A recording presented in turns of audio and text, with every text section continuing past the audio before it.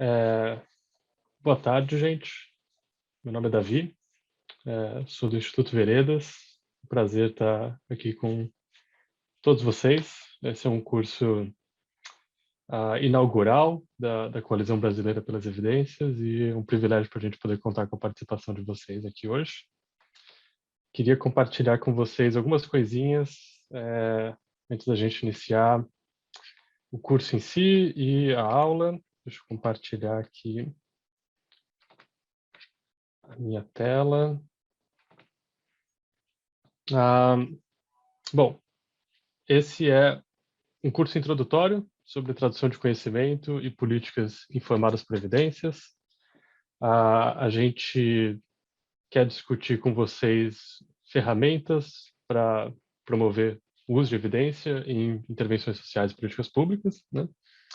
Ah, e o curso é organizado pela Coalizão Brasileira pelas Evidências, que vocês, imagino, tenham ouvido falar, sejam membros de organizações que fazem parte da coalizão, tenham sido convidados por membros da coalizão, que é uma rede de organizações brasileiras que promovem, né, que estão alinhadas com essa visão de promover o uso de evidências para intervenções sociais e políticas públicas no Brasil, com foco em usar as evidências para fazer com que essas intervenções sociais sejam mais eficientes, mais eficazes, mais democráticas, mais transparentes, né?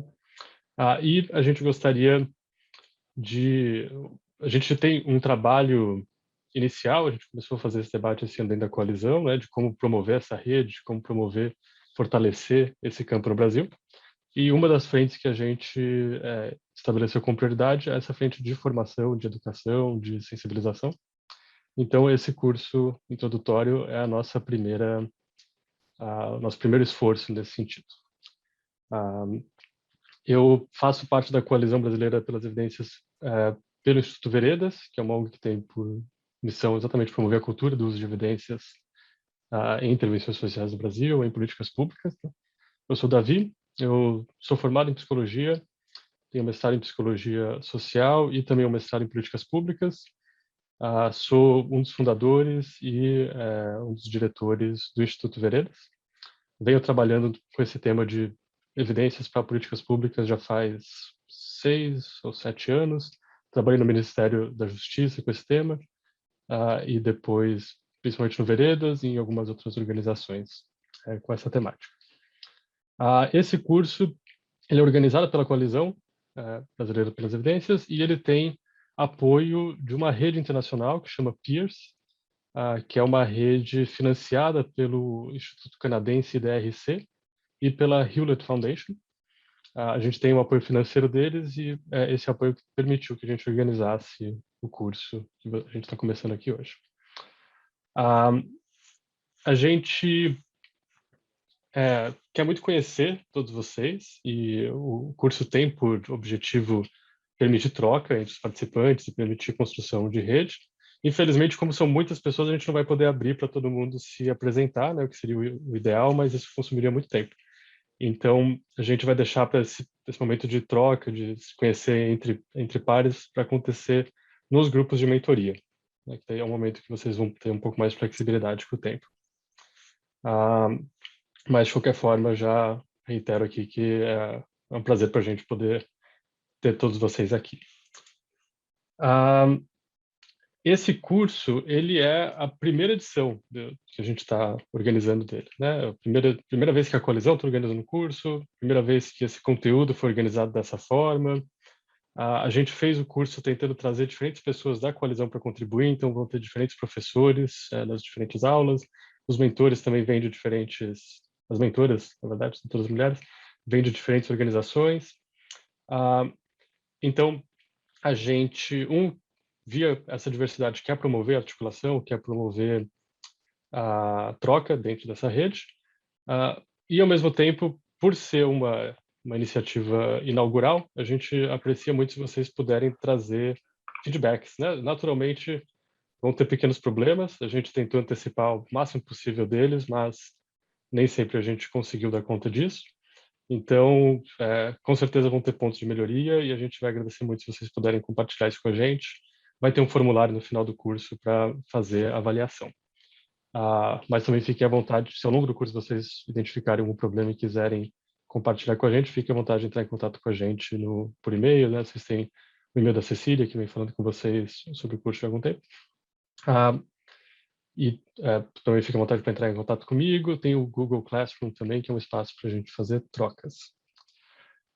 Eu queria fazer um agradecimento especial aqui antes de a gente começar à Cecília, que foi o exército de uma mulher só que fez toda a parte operacional do curso acontecer. Então, Cecília, eu queria te pedir, por favor, para se apresentar, dar um oi para o pessoal. Obrigada, Davi. Foi um prazer, na verdade. É um trabalho muito gratificante poder participar da produção desse curso, né? Bom, eu sou a Cecília, eu sou de São Paulo, estou na coalizão através do Instituto Veredas, venho colaborando com o Veredas nesse segundo semestre. Tenho formação na área da saúde, saúde coletiva, enfim, e tenho uma história de trabalho com ASPI desde 2016. E eu espero, assim, poder ajudar vocês, poder auxiliar no que for necessário. Se vocês tiverem qualquer dúvida, qualquer sugestão, podem me escrever. Vocês têm, acho que, meu e-mail, né? E aí eu queria aproveitar também e já deixar alguns lembretes para não tomar tanto tempo da aula. Então, acho que já tem bastante gente aqui na sala. A primeira coisa é que quem não acessou ainda a sala de aula virtual, né, o ambiente Classroom, eu sugiro que aceite o convite para acessar, porque é por lá que a gente quer passar as principais orientações, lembretes e também concentrar caso surja alguma dúvida de vocês. Então, faço esse convite novamente. Se alguém não recebeu o convite de acesso, me escreve também, que daí a gente dá um jeitinho. Outra coisa é que se tiver alguém sem grupo de mentoria, ainda não tiver sido encaixado ou não souber em que grupo está, também me escreve. Dá uma olhadinha antes lá na Classroom, que tem uma lista de todos os alunos que já estão nos grupos. E aí, se alguém não identificar seu nome lá, me escreve também, que a gente vai fazer um esforço para encaixar e conciliar as agendas.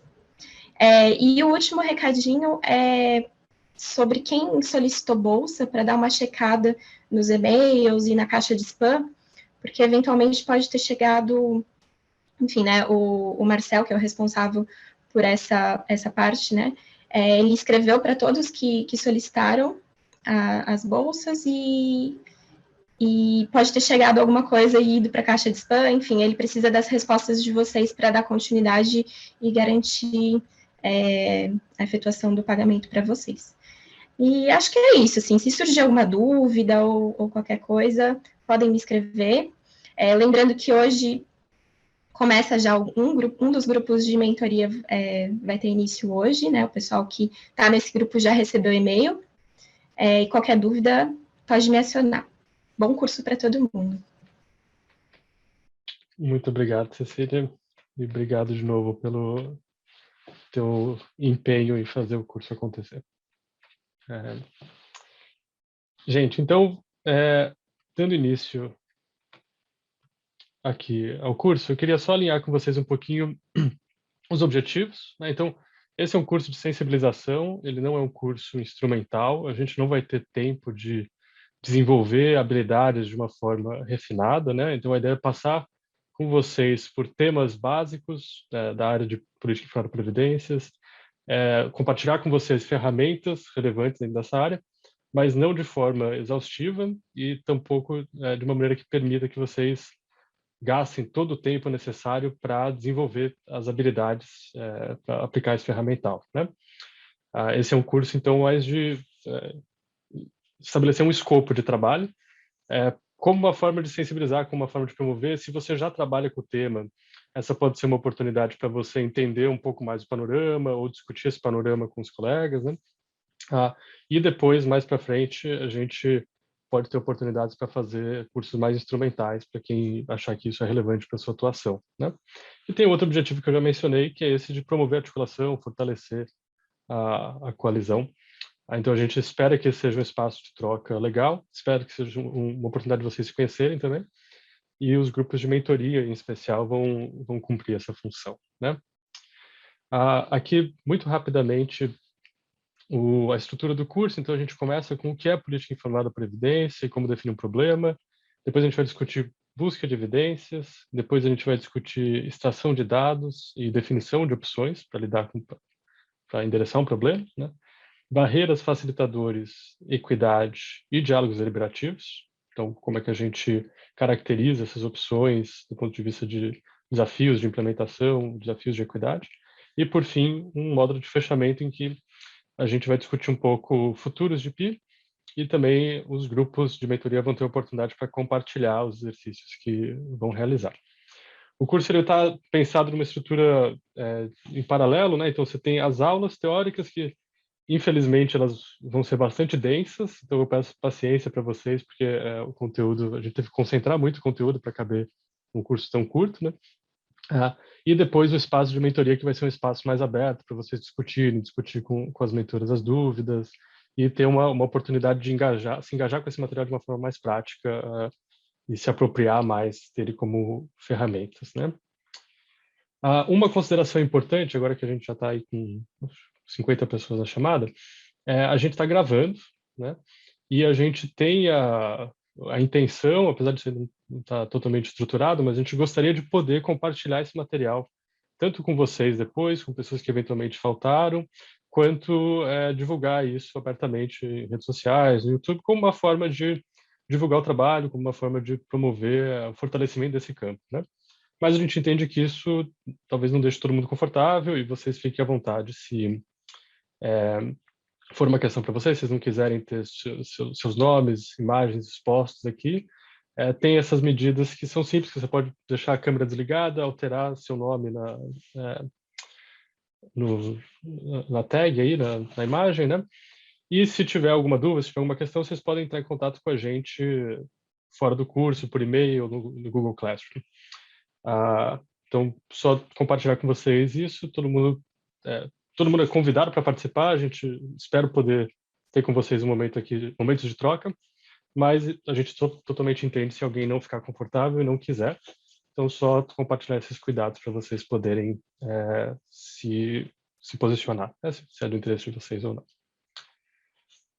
Então, vamos lá. Primeiro módulo, o que é política informada da Previdência e como definir um problema.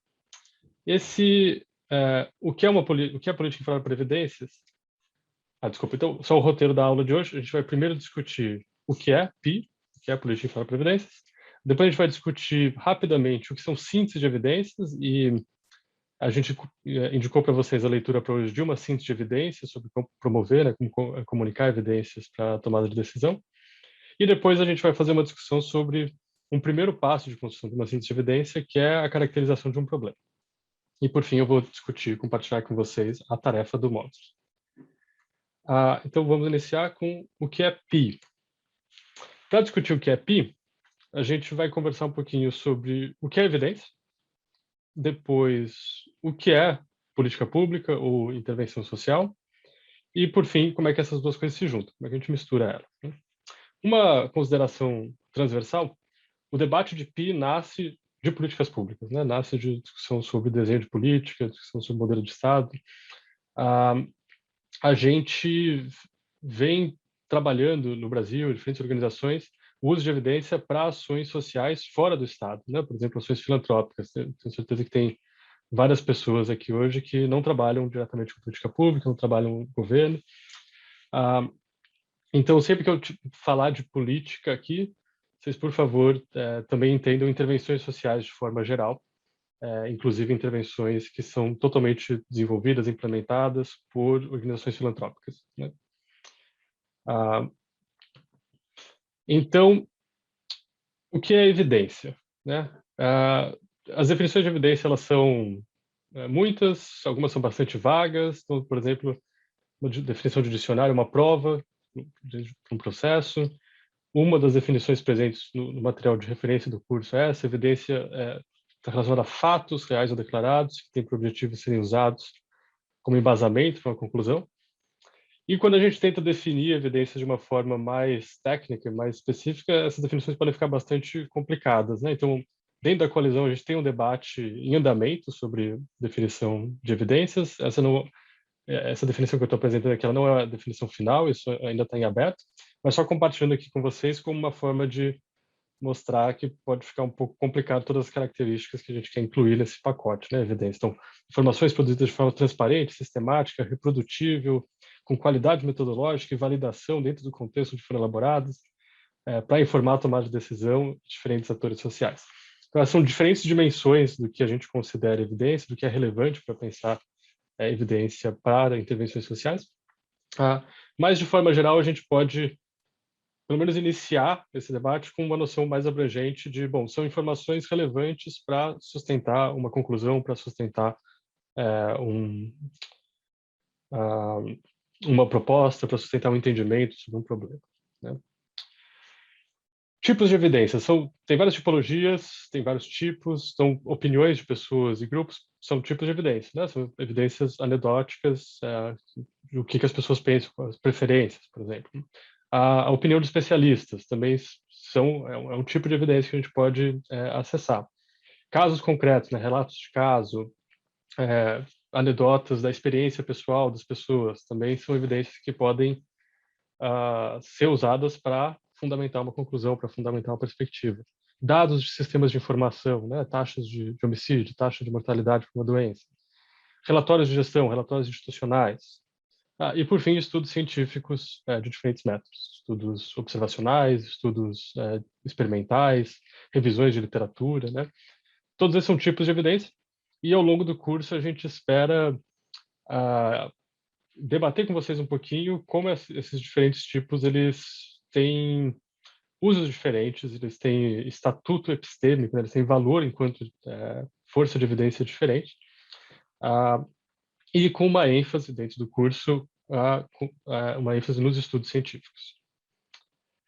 Outras formas de pensar o que são evidências, tipos de evidência, né? E essa é uma tipologia relevante para caracterizar intervenções sociais, problemas de política pública. Então, evidência qualitativa versus evidência quantitativa, evidência descritiva e evidência causal, evidência global e evidência local. Aqui que eu estou me referindo aqui, né? Evidência qualitativa são informações não numéricas, né? Inclui valores, atributos, opiniões, perspectivas, né? Então, o que as pessoas pensam sobre a segurança das vacinas contra a Covid? É um tipo de evidência qualitativa, né? A evidência quantitativa é uma evidência numérica, né? Então, por exemplo, a proporção que é contra a pena de morte, a proporção da população. Isso é um tipo de evidência quantitativa.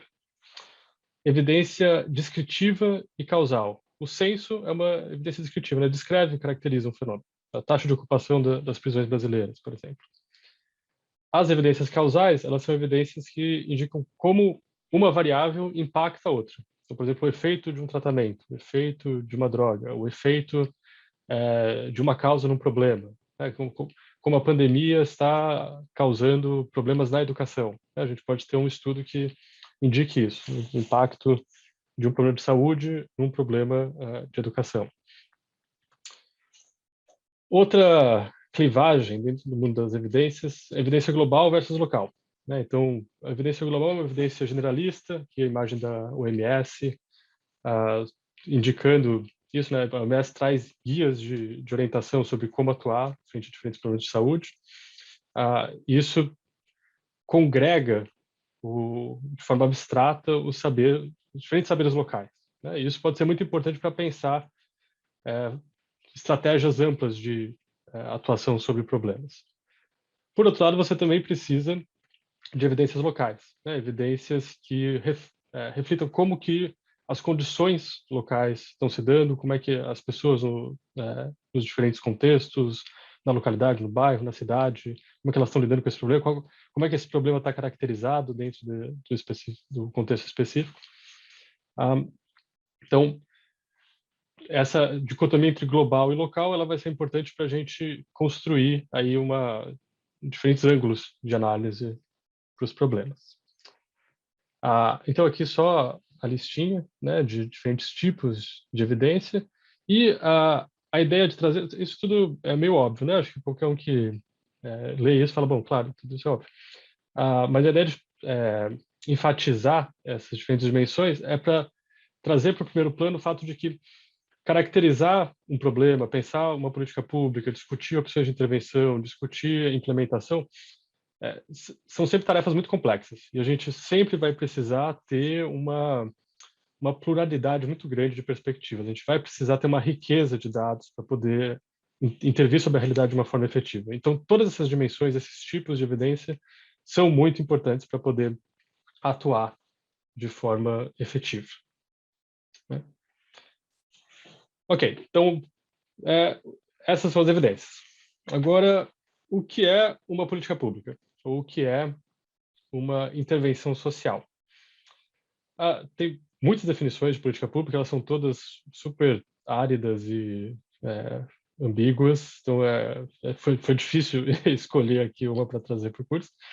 Mas a ideia geral é essa de que você tem um modelo causal, né? Por exemplo, uma teoria da mudança, então eu vou fazer isso, vou fazer essas atividades vão levar a esses resultados, esses produtos, esses serviços, eles vão impactar esses indicadores, eles vão impactar esses desfechos relevantes na realidade. Né? Essa é digamos assim, intuição sobre o que é uma intervenção social, uma política pública, e isso pode ser tanto uma política pública, uma intervenção social mais finalística, por exemplo, transferência de renda, né, Bolsa Família, ou políticas regulatórias, né, políticas que são mais do Estado como um meio de campo aí de regulação do mercado, ou inclusive intervenções voltadas para consumo interno, né, intervenções voltadas para a gestão. Por exemplo, um programa de gestão de recursos humanos dentro de um ministério. Né? Então, essa ideia de política pública, intervenção social é bastante ampla e praticamente em qualquer debate sobre como intervir sobre a realidade, a gente vai poder incluir a perspectiva de, bom, o que são boas evidências sobre esse tema, né? Como é que a gente incorpora essas evidências para pensar sobre esse problema. Uma coisa que eu acho que é útil para pensar intervenções sociais e políticas públicas é as dimensões do mitológico ciclo de políticas públicas, o ciclo de intervenções sociais. Né? Tem várias versões desse ciclo, mas de forma geral a gente tem primeiro uma definição de agenda de política. Então, um problema ele emerge, ele se torna relevante, ele entra na agenda, ele entra no debate público, ele é priorizado pelos atores relevantes. A hora que esse problema é priorizado, ele recebe atenção, ele é objeto de um diagnóstico. Então, o que está acontecendo?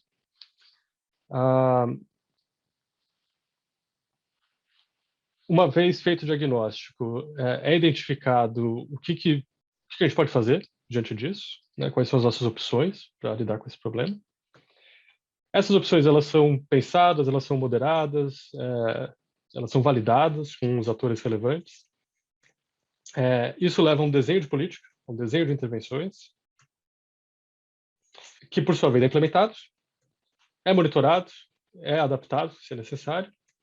E por fim a gente tem um momento de avaliação, aprendizagem, a partir da experiência, e disseminação, que vai pautar ou vai ser útil, vai alimentar um processo seguinte de definição de agenda de política.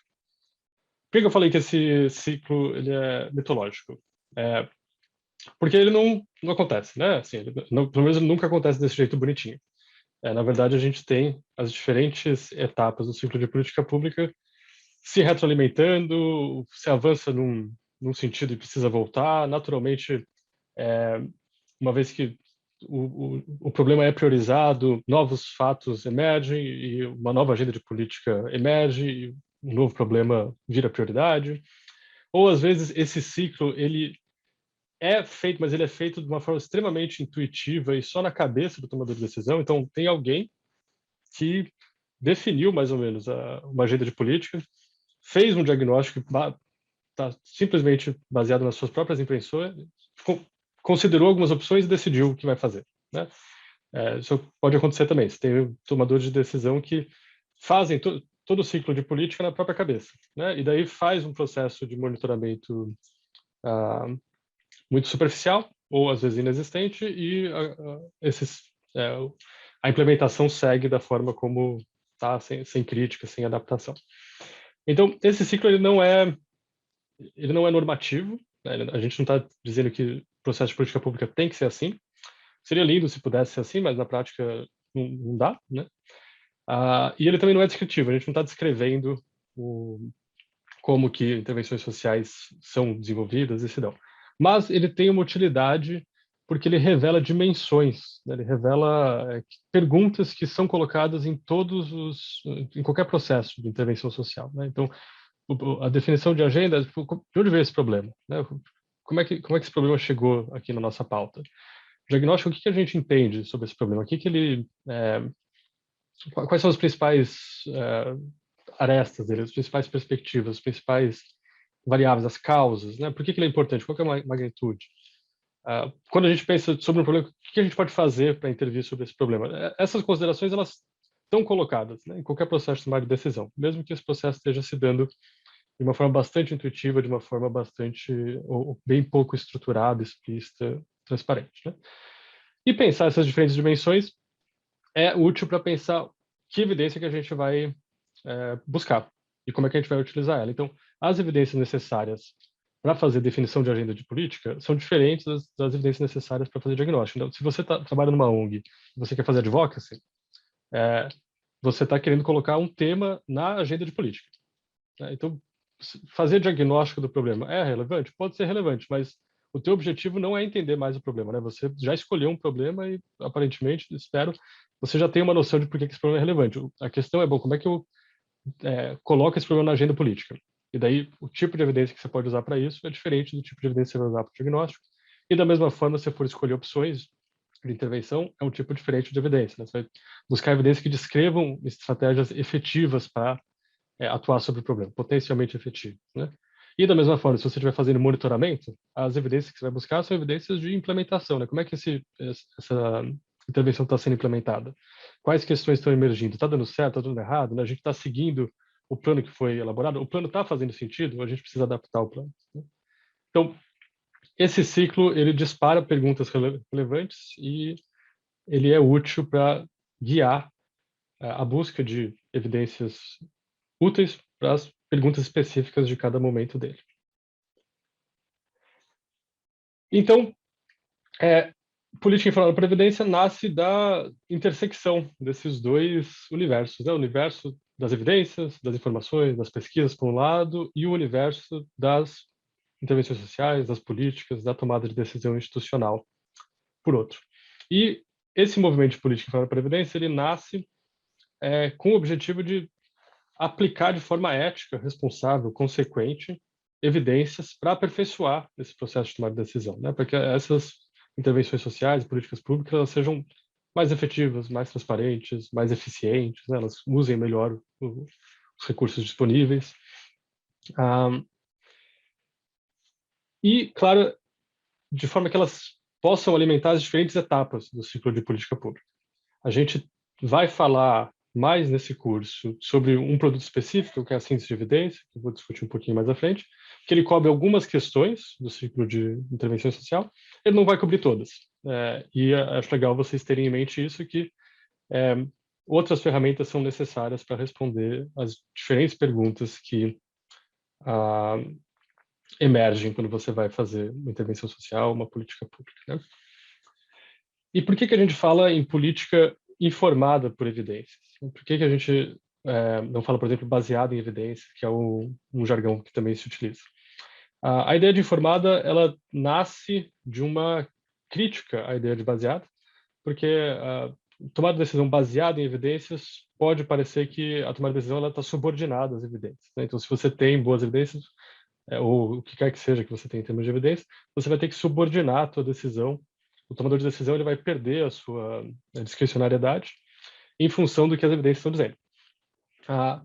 Mas a gente sabe que no contexto real isso não acontece, né? A gente tem, na verdade, a tomada de decisão ela leva em consideração dezenas de fatores, né? Então, quais são as instituições que estão em jogo no processo de tomada de decisão, por exemplo, as regras, as normas das organizações, a cultura, as ideias que estão por trás dos problemas, que permitem a gente refletir sobre o que pode ser feito, o que não pode ser feito, o que é aceitável, o que não é aceitável, as redes, as relações entre grupos de interesse, as relações entre pessoas que são relevantes para esse tema de intervenção social, para esse problema social, fatores socioeconômicos de contexto, né? Então, em que medida que recursos estão disponíveis, né? Ou em que medida que a população alvo dessa intervenção, ela vai ter acesso à intervenção se a gente deixar ela disponível, ela vai conseguir, por exemplo, se é um produto, ela vai conseguir comprar, né? Se a gente vai disponibilizar um produto no mercado. Eventos que podem alterar o curso, né, da história ou das instituições, então um acidente, eleições, né? Narrativas, então como é que as pessoas dão sentido à missão institucional, à visão das instituições, à sua atuação enquanto profissionais, né? Todos esses elementos eles estão em jogo no processo de tomada de decisão. Interesses, né? Interesses particulares, interesses de carreira, interesses pessoais.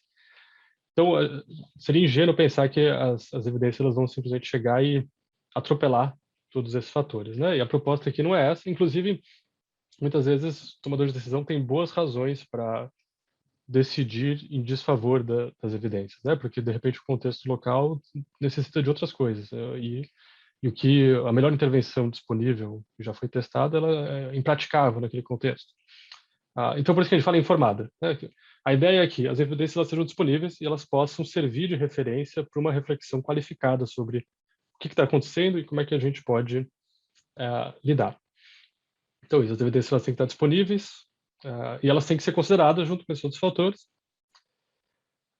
E, claro, a gente também tem que reconhecer que as evidências científicas elas nem sempre vão ser capazes de responder todas as questões. Então, quando a gente fala especialmente de estudos, né, então precisa usar a literatura acadêmica. A literatura acadêmica tem lacunas e ela não vai responder muitas das perguntas relevantes, né, urgentes que as instituições enfrentam. Então, os tomadores de decisão necessariamente vão ter que adaptar e fazer uma ponderação de em que medida esses achados, essas evidências são relevantes, né? Então, do que se trata, né? PI. Se trata de diminuir incertezas, então a gente traz mais informação, né? As evidências elas jogam luz sobre os problemas e permitem uma visibilidade melhor. Ela também permite explicitar quais são as áreas de incerteza e o que a gente não sabe, né? Se eu não sei algo, eu vou precisar ou criar novo conhecimento ou fazer apostas, né? E você ter um bom conjunto de evidências te informando te permite identificar, bom, onde são as áreas em que eu preciso fazer essas apostas, né? E daí justificar por que você está fazendo essas apostas. Claro, trazer mais efetividade, eficiência, considerações de equidade, que são relevantes para como que as intervenções impactam diferentes grupos, e também um papel democrático de accountability e transparência, né? Então, permitir que as instituições revelem por que estão fazendo essas escolhas, né? Por que essa escolha era mais estratégica do que qualquer outra, por que esses caminhos foram adotados. Com relação a tipos de evidência, a gente tem uma tipologia grande, como a gente discutiu, mas é legal ter em mente alguns princípios de o que são boas evidências, né? Um dos princípios, e acho que esse é uma das mensagens chaves desse curso e que a gente gostaria muito que vocês levassem para casa, é que boas evidências elas são produzidas por métodos rigorosos e sistemáticos. Então, métodos que têm um passo a passo estabelecido, métodos que permitem ter uma qualidade do que foi encontrado, né, que permitem achar informações precisas, informações que têm validade, que refletem de fato os fenômenos que são de interesse. E também métodos transparentes. Então, métodos que permitam outras pessoas averiguar, examinar o que foi feito, por que determinada evidência foi utilizada, né? Esses dois princípios, né, de métodos rigorosos, sistemáticos e métodos transparentes, são os princípios que permitem que um tomador de decisão ou um pesquisador, um membro da sociedade civil, utilize as diferentes evidências disponíveis com segurança, né? Então, se você está utilizando evidências locais, evidências qualitativas, mesmo que elas não sejam, digamos assim, as ideais, de repente, para responder a pergunta que você está tentando responder, se elas são as melhores disponíveis, se elas são as evidências que você conseguiu produzir com métodos mais bem estruturados, e se você diz isso com toda a transparência, você fala, olha, as evidências que a gente buscou, a gente conseguiu encontrar essas, elas têm essas limitações, mas elas nos permitem chegar nessas conclusões, ou pelo menos indicam esses caminhos, você está sendo muito honesto, né? Você está falando, olha, a partir do nosso referencial aqui, do que a gente conseguiu construir, essas são as conclusões que a gente pode tirar. Outras pessoas com mais tempo, com mais recursos, de repente com uma perspectiva diferente, talvez possam chegar a outras conclusões, mas o teu trabalho ali, ele é um trabalho rigoroso, ele é um trabalho transparente, e isso vai permitir que outras pessoas elas possam entender, né, acompanhar o processo e também complementar esse processo, se for o caso. Mesmo assim, eu gostaria de enfatizar, e o nosso curso ele vai enfatizar um tipo de desenho de estudo, que são as revisões temáticas. Então, você tem essa riqueza de evidências disponíveis, né, tipos de evidência, fontes de evidência, opiniões de especialistas, evidências anedóticas, etc. Mas, sempre que possível, a gente precisa buscar quais são revisões sistemáticas que tratam sobre os temas que a gente está enfrentando. E por quê? Por que a gente prioriza revisões sistemáticas quando a gente vai discutir evidência para intervenção social? Porque as revisões sistemáticas, elas são estudos estruturados, né, que fazem uma varredura bastante obsessiva, bastante cuidadosa, bastante abrangente do que já foi. Então, elas partem de uma pergunta de pesquisa, por exemplo, quais são as melhores estratégias para prevenir dengue? Faz parte de uma pergunta específica e elas varrem a literatura, inclusive a literatura não publicada em periódicos acadêmicos, para identificar as melhores evidências disponíveis respondendo essa pergunta. Então, as revisões temáticas, elas apresentam um resumo extremamente qualificado de uma pergunta relevante para a política. Então, se você acha uma revisão sistemática de boa qualidade, tem uma discussão aí sobre as diferentes qualidades de revisões sistemáticas que é importante ter, mas não vai caber no nosso curso aqui, infelizmente. Mas se você acha uma boa revisão sistemática, feita com todo cuidado, seguindo um protocolo bem transparente, bem sistemático de varredura da literatura, síntese dos achados, o resultado dessa revisão sistemática ele tem muito mais validade, tem muito mais relevância do que o resultado de um estudo individual ou de uma anedota, né, uma história pessoal. Pelo menos no que se refere a evidências globais, né, evidências abstratas gerais. Claro que as revisões temáticas elas não vão ser tão ricas quando a gente estiver falando do contexto local, né? Então, o que está acontecendo no meu bairro aqui, na minha comunidade. Mas, para pensar evidências globais, elas são o gold standard, né? O lugar para onde ir se a gente tiver essa opção.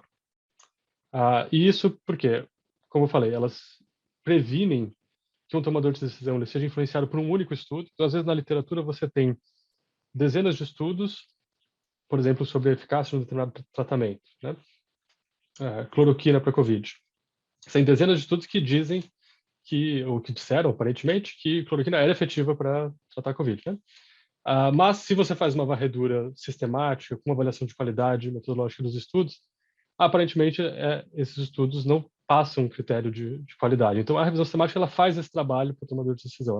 Ela varre a literatura, ela acha a literatura relevante, ela tria os estudos por qualidade metodológica, ela sintetiza os achados dos estudos, o que evita que um tomador de decisão seja influenciado por um estudo individual, às vezes um estudo de má qualidade, ou um estudo que esteja em contradição com todo o resto da literatura. Tem um estudo que apontou um impacto positivo de uma intervenção, quando você tem 6 que apontam um impacto negativo, mas o tomador de decisão está olhando só para aquele um. A revisão sistemática ela vai evitar isso. Como ela é estruturada, como ela é bastante procedimental no processo de buscar, sintetizar os dados, ela aumenta a confiabilidade das conclusões, né? Então, essa pergunta sobre o que tende a funcionar para lidar com um determinado problema, a revisão sistemática vai poder responder com muito mais confiança do que os estudos primários. as revisões temáticas permitem, elas liberam tempo, né? Então, se você não precisa fazer uma busca na literatura, se você não precisa se debater junto aos diferentes estudos da área, você tem tempo para pensar mais, por exemplo, na aplicabilidade local, né? Ou buscar evidências para qualificar melhor o teu entendimento do problema, ou inclusive para buscar práticas que sejam inovadoras, né? Então, a revisão sistemática ela trouxe para você um pouco o que já foi testado, o que já foi estudado, mas você também quer se alimentar um pouco de novas experiências. Então, você tem tempo para isso, né? Ao invés de ficar tentando fazer um novo benchmark, um novo levantamento do que já foi testado. E ela também traz transparência para o processo de tomada de decisão, né? Ela permite uma base para que os diferentes grupos de interesse possam entender de onde que esse processo de decisão está vindo e qual que é o seu fundamento e, a partir disso, debater as opções, por exemplo, no processo participativo de definição de política, desenho de política.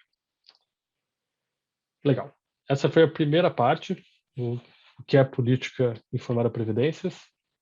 Vou fazer uma pausa aqui. Queria saber se alguém tem perguntas, se alguém queria compartilhar um pouquinho, a gente pode fazer uma conversa de uns 10 minutinhos.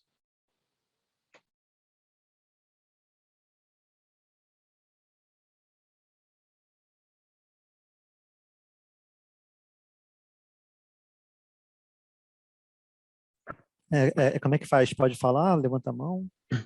Pode falar, Gabriel, manda bala. É uma pergunta bem simples, assim, né? Eu tentando pesquisar coisas em inglês, eu enfrento, né, uma certa dificuldade de tradução, né? Assim, e policy é uma tradução exata para políticas públicas, é uma coisa mais ou menos parecida, como é que é isso?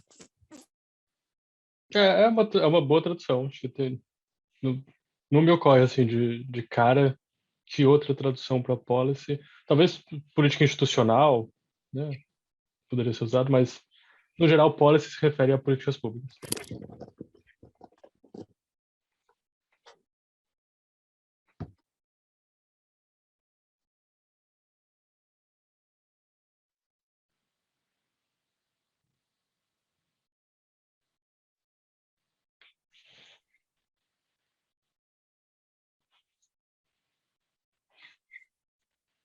Mais alguma pergunta?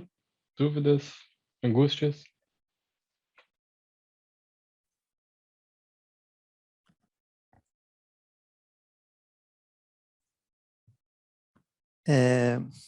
Eu tenho mais uma perguntinha. Eu sou biólogo, né?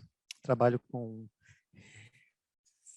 reciclagem e estou fazendo prova de mestrado para políticas públicas, né? E aqui na UFRJ, né? Sou do Rio. E como é que é essa interdisciplinaridade? Assim, é um ramo que aceita bastante pessoas de outras áreas, assim, ele teoricamente ele teria que ser assim, né? Mas na prática é assim mesmo ou existe uma certa resistência a pessoas de áreas diversas entrarem? Depende muito de que tipo de entrada você está pensando, Gabriel. Se for, por exemplo, acho que tem muita gente de diferentes áreas que estuda, discute e pesquisa, né, sobre políticas públicas. Acho que isso é muito bem-vindo, muito positivo. Você pensar políticas públicas sob os diferentes ângulos das diferentes disciplinas. Agora, se for pensar entrar na gestão pública, os caminhos para dentro da gestão pública são bem complexos. Eu acho que, na verdade, nem tem necessariamente tanta influência a sua formação e talvez mais influência os caminhos que você consegue mapear, né? Por exemplo, concursos públicos, que medida você consegue se preparar, ou se for trabalhar com cargos de confiança, se você está perto das pessoas que vão confiar em você para te convidar. Não sei se é isso que você está perguntando,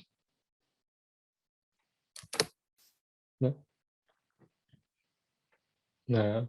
São muitos caminhos, assim, não acho que tem uma porta de entrada clara.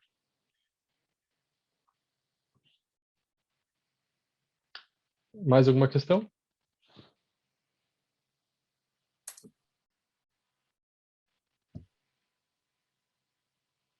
Eu queria fazer só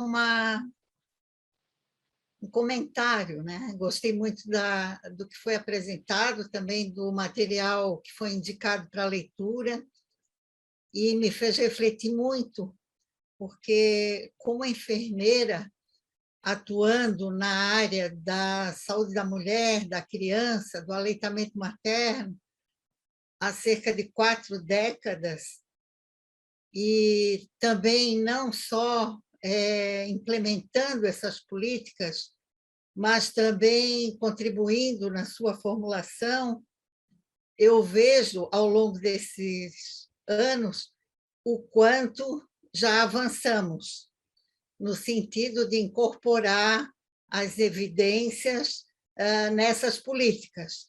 Mas, obviamente, temos muito ainda que avançar, porque essa aproximação das evidências no contexto das políticas, da gestão, enfim, de modo geral, me parece que é uma coisa mais recente, essa tomada de consciência sobre a importância da incorporação das evidências nas políticas. E eu lembro bem, até comento na disciplina que ministro, junto com outra colega que também está aqui participando do curso, a professora Marli, que eu me lembro que, há um tempo atrás, todas as diretrizes, os objetivos, as estratégias, elas não eram pautadas em evidências, elas eram elaboradas no âmbito central, né? Então, um grupo do Ministério se reunia, elaborava esse material e vinha para os estados do tipo, cumpra-se, né? Sem a gente poder questionar nada, a gente era um mero, né, cumpridor daquilo que chegava. Hoje, não. Hoje a gente já vê, por exemplo, o PHPN, que é a Política Nacional de Humanização no Pré-Natal e Nascimento, a Rede Cegonha e o próprio aleitamento materno. Hoje a gente não aceita mais qualquer recomendação que não esteja fundamentada nas evidências. Então, é só um depoimento de alguém que está na prática esse tempo todo e ver o quanto a gente já avançou. Quando eu soube do curso e desse grupo, dessa rede, eu fiquei encantada, curiosa, muito curiosa, e então eu estou muito feliz de estar aqui, né, me apropriando desses conceitos e com esse grupo tão potente e que pode realmente fazer uma diferença muito grande no que se refere às políticas. Então, eu estou bem feliz. Obrigada. Evangelia? É assim que pronuncia? Evangelia, isso. Evangelia, muito obrigado pelo seu relato e por compartilhar com a gente, né, dessa trajetória. Fico bastante feliz de te ouvir. Acho que a gente compartilha desse espírito, né, a importância de qualificar essas políticas públicas, muito com tudo isso que a gente vai discutir aqui hoje são ferramentas, mas que tem por trás esse espírito de construir um Estado melhor, construir uma sociedade melhor, né? E é importante ter isso bastante claro no primeiro plano, que a ideia é que a gente tem aqui nesse ferramental acesso a informações relevantes para aumentar a nossa capacidade, né, de transformar a realidade, de ofertar uma boa vida para as pessoas. Sem dúvida. E a gente, acho que você trouxe duas questões legais sobre o campo de política em da previdência, né, a partir do teu relato. Uma é esse histórico, né? Então, de fato, acho que vem crescendo no Brasil e nos últimos 5 anos teve um crescimento bastante significativo. O debate, né? O jargão entrou mais no cotidiano dos órgãos de Estado e teve um crescimento importante de sair um pouco da prática clínica, né, por exemplo, medicina baseada em evidências, e entrar mais na esfera da gestão, né? Então, como é que você traz evidências para o desenho de políticas, para o desenho de instituições, né, desenho de sistemas, para o sistema de saúde, que é um desafio grande, né, para o uso de evidência, porque são outros tipos de evidência, muitas vezes são problemas mais complexos.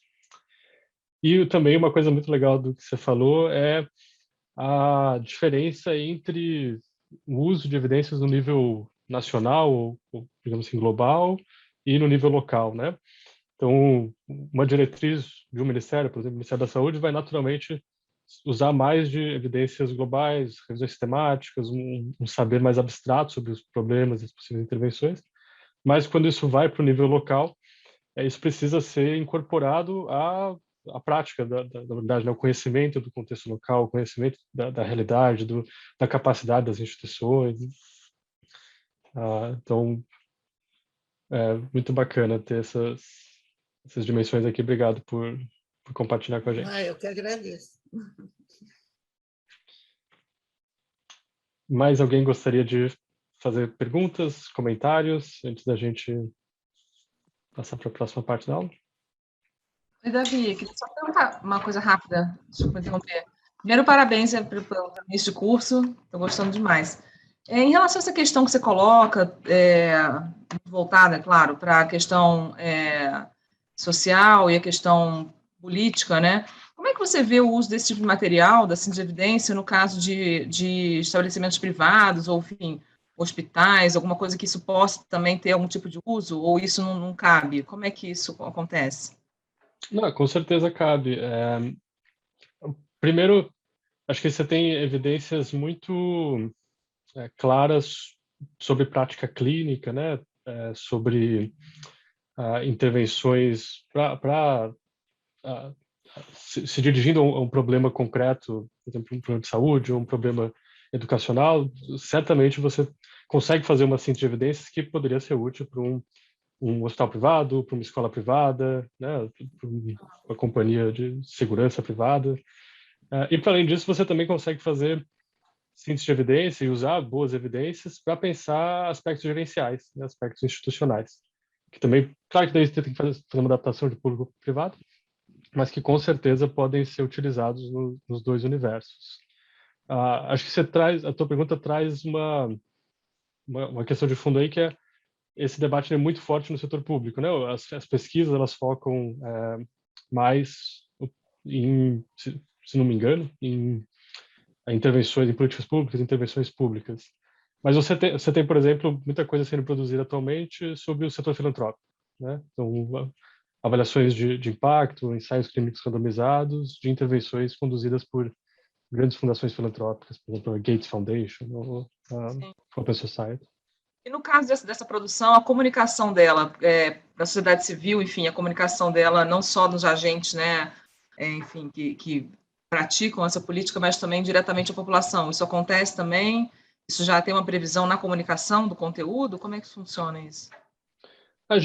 Bom, acho que fica muito a critério, né, dos diferentes grupos. Então, quem faz uma ciência de evidência é um grupo de pessoas, né? Esse grupo de pessoas ele pode trabalhar num órgão público, num instituto de pesquisa, numa organização privada. O espírito do movimento é de dar publicidade, né? Então, você vai ver muita gente que trabalha nessa área ou que sempre faz dos seus materiais públicos, ou que busca fazer, né, e traz isso como uma questão junto a financiadores, mas não tem nada que obriga as pessoas a... Tem muitos materiais desse tipo que são para consumo interno, né, e ficam engavetados mesmo. Tá bem. Mas aí também direcionar o público que você vai a quem se destina, né, a síntese de evidência, né? A quem Isso, está falando, né? Isso, essa é uma questão muito importante, que esse, na verdade, é um tema que talvez a gente não vai conseguir falar muito aqui, que é de tradução de conhecimento, mas que é um conceito crítico para esse debate, né? Que é como é que você pega um conhecimento de alta qualidade metodológica, um conhecimento rigoroso, um conhecimento com validade, e apresenta ele de uma forma que o teu público-alvo consegue absorver e utilizar, né? Consegue incorporar nos seus processos de tomar decisão.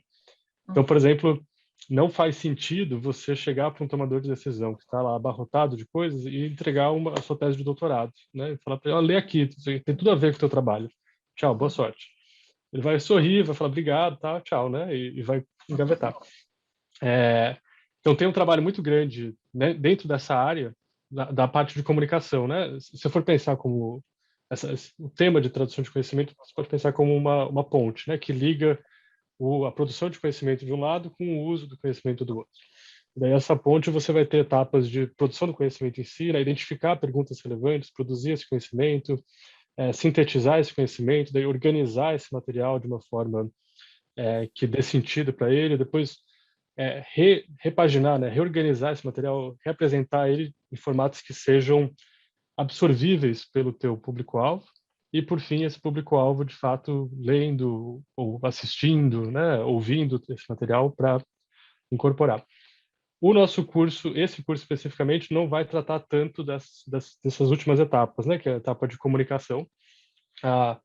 Isso está embutido no conceito de síntese de evidência, né? Uma síntese de evidência é um tipo de produto específico que a gente vai discutir um pouquinho mais para frente, mas ela incorpora essa preocupação, como é que a gente apresenta isso de uma forma acessível, mas ela certamente não esgota esse debate. Então, uma síntese de evidência ainda é um documento árido, não um documento técnico, ele é muito mais difícil de absorver do que um vídeo no YouTube, né, que tem uma animação. Então. Ótimo. Ô, Davi, eu ouvindo a pergunta da Ana Luísa, eu acho que um exemplo muito prático é o da área da obstetrícia, da saúde da mulher, da criança, onde, a partir de evidências, tem se procurado incorporá-las nas políticas e implementá-las na prática, né? E, então, é o caso do contato precoce do bebê com a mãe logo após o nascimento, é a lei do acompanhante, que tem evidências comprovando, né, todos os benefícios, enfim, e isso tem sido incorporado nas políticas, na Política Nacional de Atenção Integral à Saúde da Criança, da mulher. Então, é um exemplo prático, e é disso que eu estava falando anteriormente, que antes era o conhecimento não era dado por evidência, ele era dado por fé, por crença, né? Não era científico e com essa base científica. Hoje, não. Então, na nossa prática, na nossa área, isso é muito forte. Mas o que acontece? Muitas vezes gera conflito entre aquela cultura que tínhamos antes, de um saber não científico comprovado, com as evidências. Então, a gente briga, né, no sentido de defender uma perspectiva paradigmática, pautada em evidências. Só que a mudança desse modelo que está vigente para um novo não é fácil, mas claro que as evidências nos ajudam na argumentação, né? Claro. Enfim. Não, acho bem legal esse ponto, Evangelho, porque você toca no fato de que assim, o conhecimento acadêmico, técnico já estava disponível, né? Tem estado disponível aí já faz décadas. O fato de que as instituições não usam não é de graça, né? Isso reflete incentivos institucionais que fazem com que esse tipo de ferramenta não seja prioridade, né?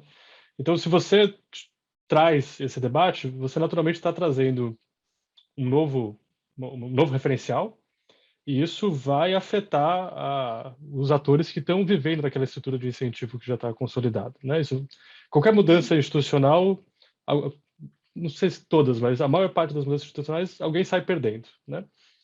E as pessoas vão resistir, esses grupos vão resistir. Sim. Então, naturalmente tem uma disputa aí, e para a pergunta inicial, voltando para a pergunta inicial da Ana, né? Essa disputa vai poder fazer muito bom uso de estratégias de comunicação eficientes, estratégias de comunicação que gerem engajamento, né, que sensibilizem, porque de fato é uma mudança de cultura institucional, e mudança de cultura de forma geral não é uma coisa que você consegue do dia para a noite, né? É um processo de longo prazo mesmo.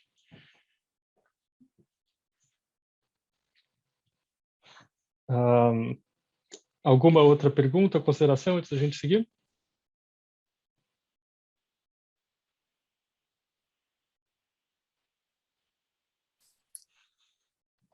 Tá, então eu vou seguir e depois, se alguém tiver perguntas também, no final a gente deve ter um tempinho para isso. Então, eu vou vou apresentar aqui de forma bem sintética o que é uma síntese de evidências, e depois a gente vai discutir o primeiro passo da construção de uma síntese de evidências, que é a caracterização de um problema prioritário, né? E no final do curso, vou discutir a tarefa da semana. Então, o que é uma síntese de evidências? Basicamente um resumo conciso de um problema específico, um problema relevante, um problema que foi priorizado. Esse é um resumo curto, então as sínteses elas variam de tamanho, mas a ideia é que elas sejam objetivas, que elas concentrem ali as informações críticas, que busquem estar acessíveis, então livres de jargões, né? Tem uma linguagem que seja nítida e que permita compreensão de diferentes atores, em especial dos atores relevantes para o processo de tomada de decisão, e que descrevam opções de intervenção, né? Essas opções de intervenção que sejam opções que tenham sido validadas, tenham sido estudadas, que tenham sido avaliadas, e também que tenham, dentro do processo de construção da síntese, elas tenham sido ponderadas a partir das necessidades do contexto local. Então, a gente mandou para vocês de leitura um exemplo de síntese de evidência. Tem várias outras, então, se vocês quiserem aqui no link, a gente vai disponibilizar os slides depois.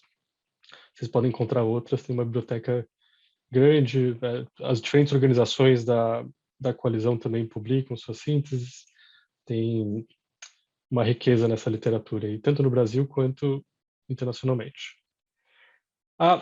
Se a gente for pensar a síntese de evidência do ponto de vista do ciclo das intervenções sociais, ela estaria principalmente focada aqui, né? Então, ela descreve um problema, ela caracteriza esse problema, ela discute as diferentes dimensões do problema, ela identifica opções de intervenção, como o que a gente pode fazer para lidar com o problema, e ela também discute a validade, a aplicabilidade dessas opções de intervenção no contexto local. Ela discute barreiras, facilitadores, considerações de equidade, e ela inicia uma discussão sobre implementação, né? Então, quando essas diferentes opções, como é que elas podem ser adaptadas, que tipo de intervenção você precisa adicionar à intervenção para que ela possa funcionar no contexto local, ela começa a dar passos em direção ao desenho da política, mas ela não avança, né? Ela não desenha políticas públicas, então você não vai ter uma intervenção social, né? Ela não vai ter ali um roteiro fechadinho de o que a gente vai fazer, como que a gente vai fazer, como que a gente vai fazer.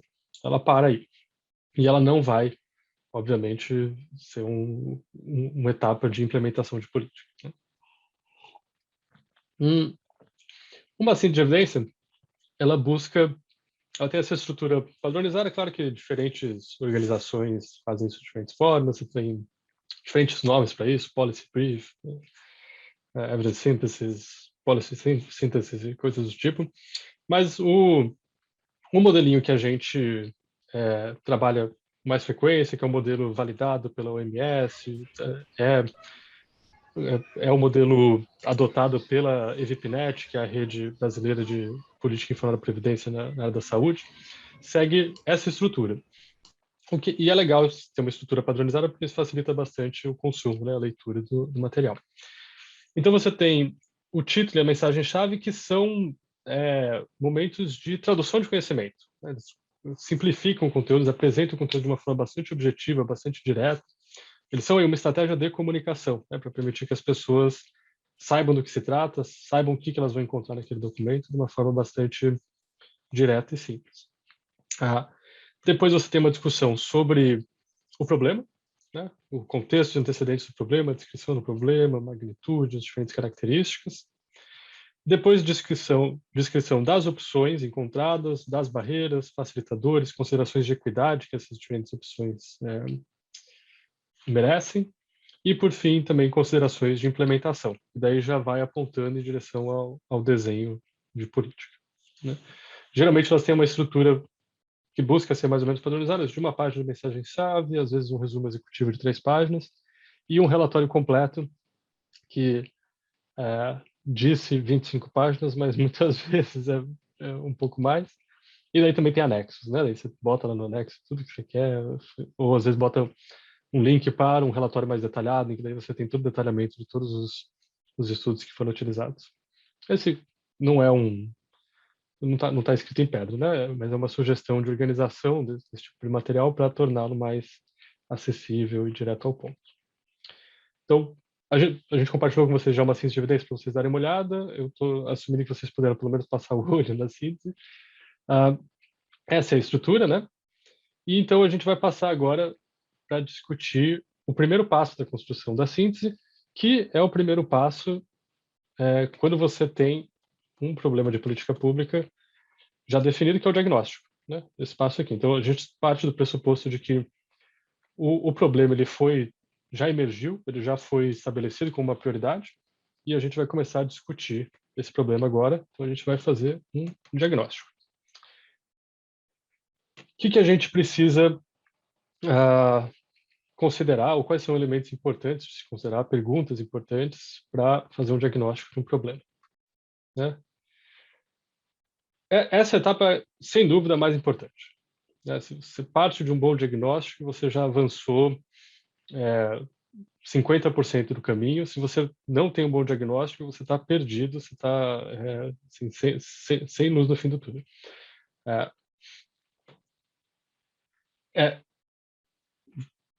Geralmente, os problemas eles começam com uma visão meio superficial, né? Ela tem uma primeira impressão ali. Então, uma boa investigação do problema, ela permite uma compreensão mais aprofundada, uma compreensão mais rica, que às vezes, inclusive, indica que tem outros problemas que são mais relevantes, né? Causas anteriores que são mais relevantes.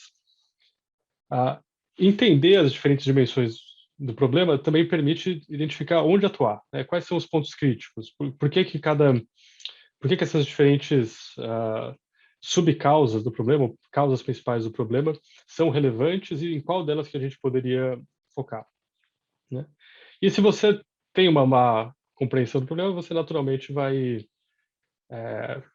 ter muita dificuldade para resolver o seu problema, né? Então, um exemplo simples disso, você pensar, você tem um processo de adoecimento da sua instituição, né? Doença mental. Uma instituição, digamos, uma escola, e muitos dos profissionais, professores, técnicos, estão com depressão, estão com um quadro de doença mental.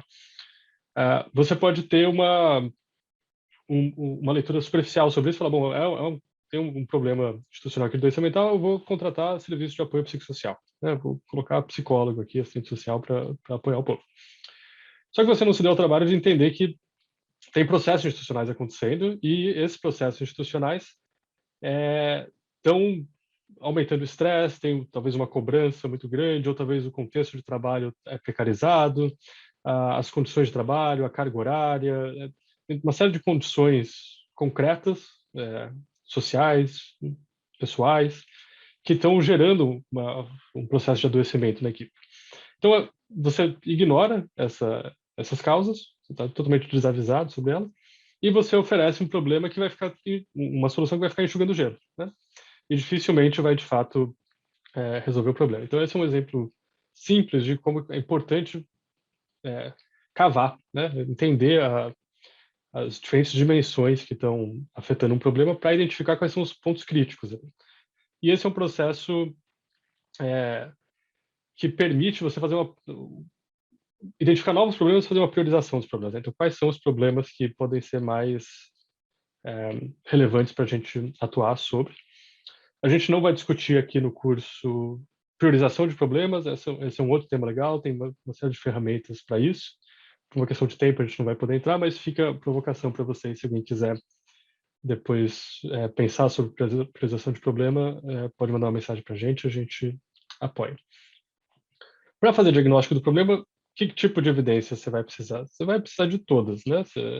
Evidências globais são importantes para pensar tendências gerais, para pensar processos que são comuns a todos os indivíduos. Por exemplo, você está discutindo uma doença, você precisa saber a progressão da doença, né? A história natural da doença. Mas ao mesmo tempo você precisa saber as condições locais, né? O que está gerando esse problema especificamente naquele contexto. Você precisa de evidências que descrevam e também que identifiquem as causas e consequências. Evidências qualitativas e quantitativas. Tudo isso vai ser importante, e acho que é importante a gente enfatizar aqui isso, ter uma perspectiva caleidoscópica sobre o problema é fundamental antes de avançar. Né? Ter essa riqueza de informacional sobre o problema é fundamental para entender as diferentes dimensões, para entender quais são os... Às vezes, entender... Tem nós, né, nós críticos, ali, que são fáceis de agir sobre. E isso está passando batido. Mas quando você faz um estudo mais completo, mais complexo, você consegue achar esses pontos de entrada. Algumas perguntas relevantes para um diagnóstico de problema. Né? Como que a gente pode definir esse problema e quais são seus principais atributos? Né? Como é que você caracteriza ele? O que está acontecendo? Qual que é o processo que está em jogo aqui? Qual que é a magnitude e a relevância do problema? Como é que ele se compara a outros problemas? Por que ele emergiu como um problema prioritário nesse momento? Né? Causas e consequências. Então, o que está gerando o problema? Quais são as principais causas? Você pode desenhar uma árvore de problemas, né, com as raízes sendo as causas e as diferentes subcausas gerando as causas principais. E o mesmo desenho, os galhos seriam as consequências. Né?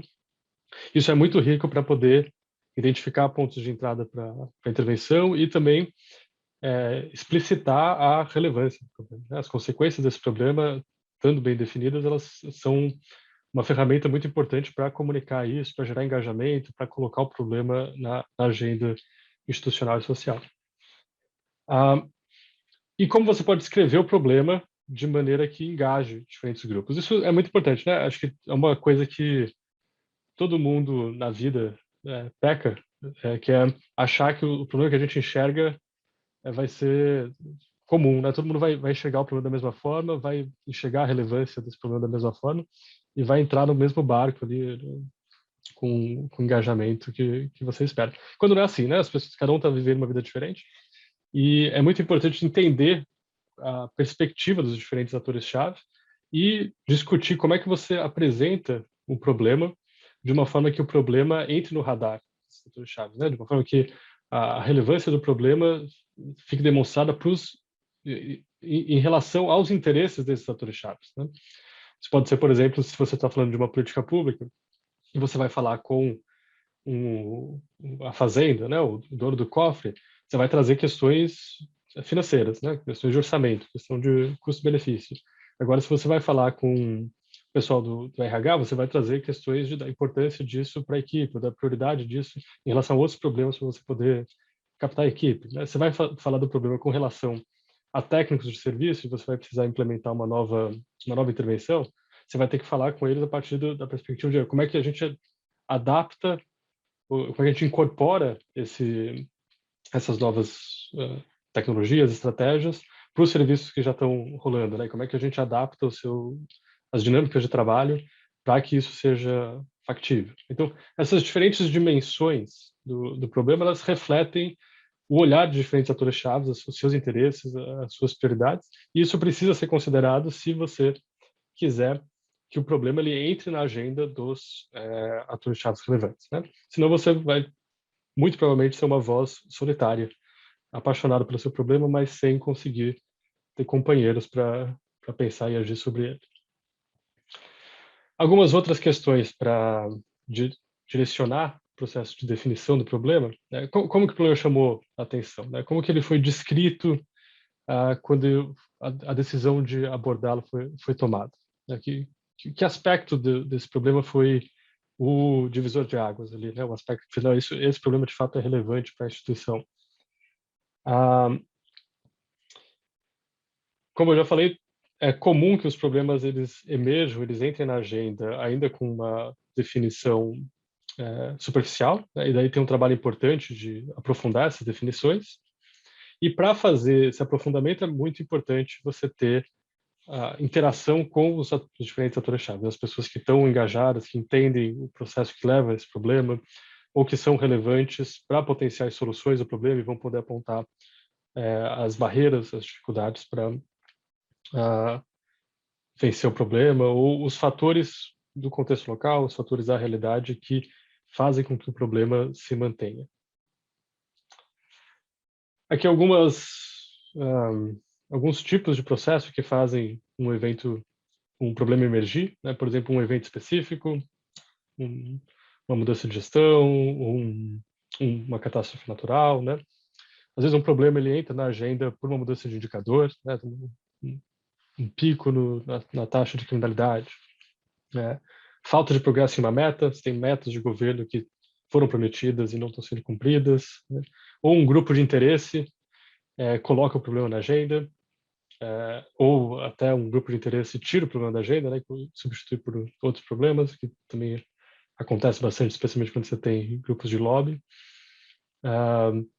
Descontentamento público, colocando pressão sobre os atores políticos, né? Um evento político, por exemplo, eleição, ou uma troca de governo, uma troca de secretariado, de ministro. Com relação à magnitude, para medir magnitude você precisa de regras, você precisa de comparações. E daí você tem diferentes caminhos para isso. E aqui são só alguns exemplos, né? Outros caminhos são possíveis, mas alguns caminhos naturais, mais óbvios, são comparação com metas. Então, você tem uma meta que está estabelecida, por exemplo, os Objetivos de Desenvolvimento Sustentável da ONU, ou metas do planejamento plurianual, né? Que é um documento de planejamento dos 4 anos de gestão do governo. Você tem uma meta e os indicadores estão apontando que você não vai conseguir chegar na meta. Né? Comparações no tempo. Então, você tem um crescimento de uma taxa, né? Ou a estagnação de um movimento de melhora social. Né? Por exemplo, no Brasil, a gente tinha um processo de avanço em direção a combate à pobreza, e esse avanço estancou nos últimos anos. Isso faz com que o problema emerja. Né? Comparação entre diferentes áreas, bairros, comunidades, diferentes unidades que oferecem o serviço, né? Diferentes estados, diferentes países, né? Como é que uma certa taxas de segurança pública em diferentes países da América Latina, né? E como é que o Brasil se compara com esses diferentes países, ou com países do norte global, países desenvolvidos. Essas são formas de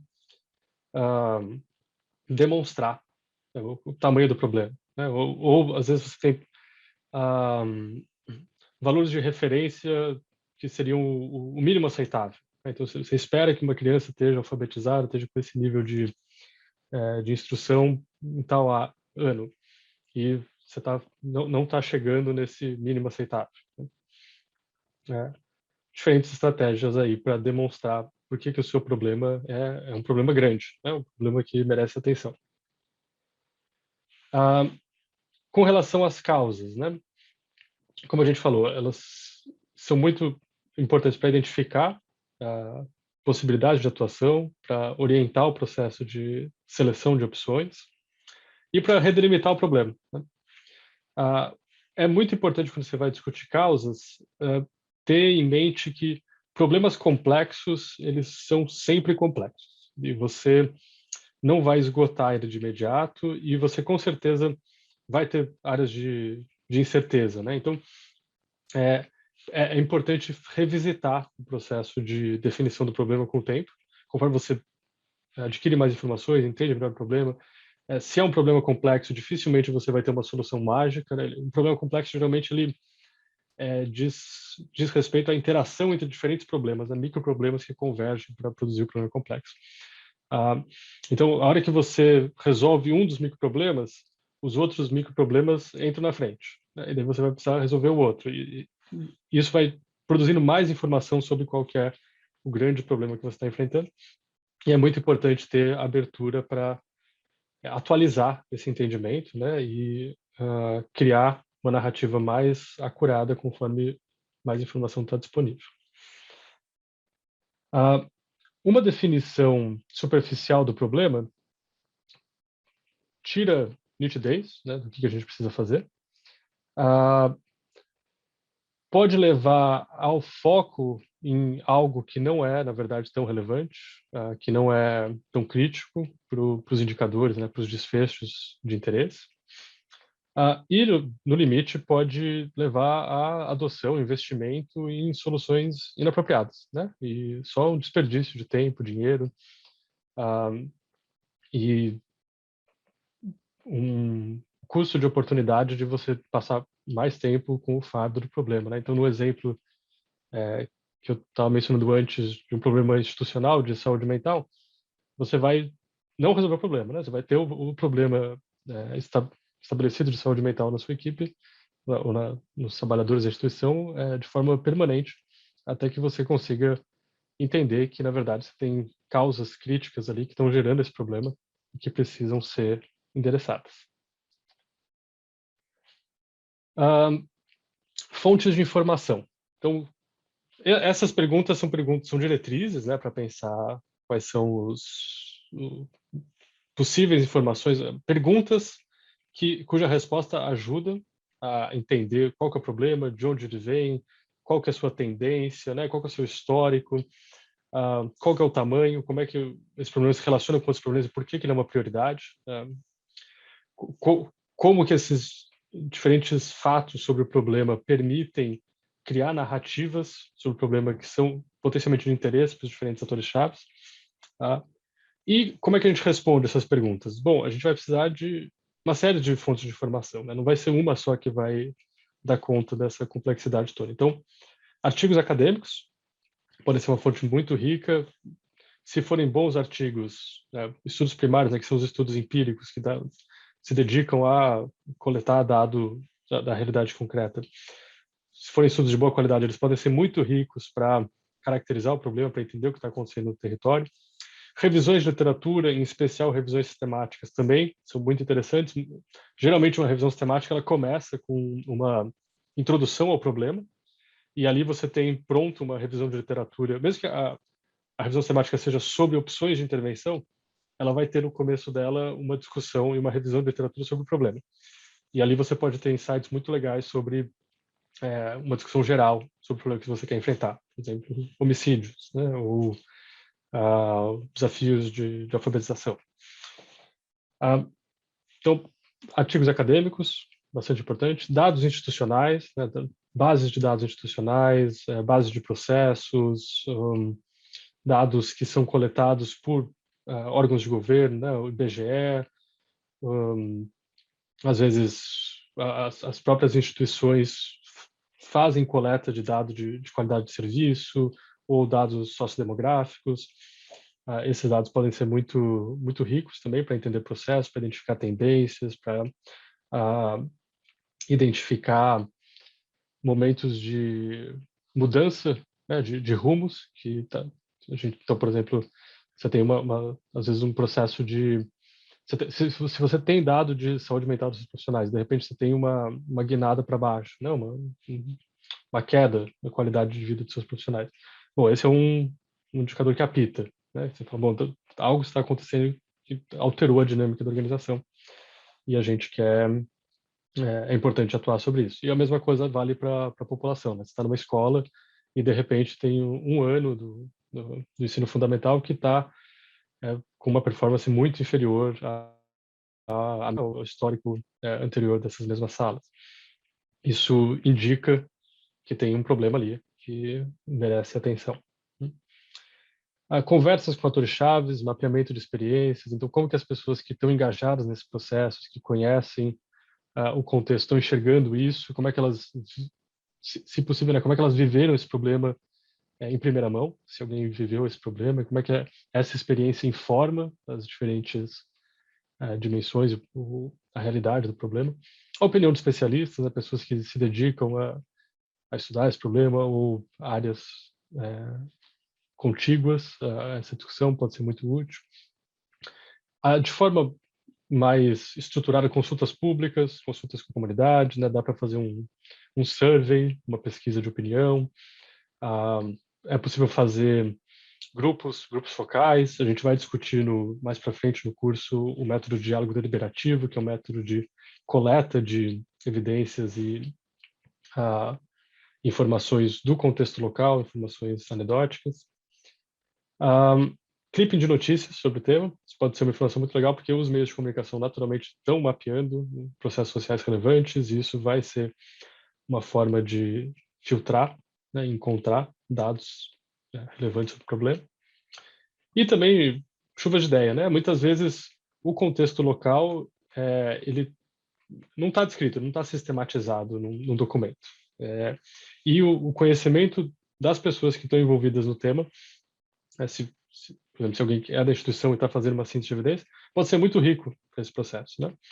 Claro que esses diferentes tipos de evidência eles vão ter que ser ponderados pelo seu rigor metodológico, né? Então, a minha opinião sobre o problema, eu que vivi o problema, é um ângulo, né? Uma narrativa, é uma fonte.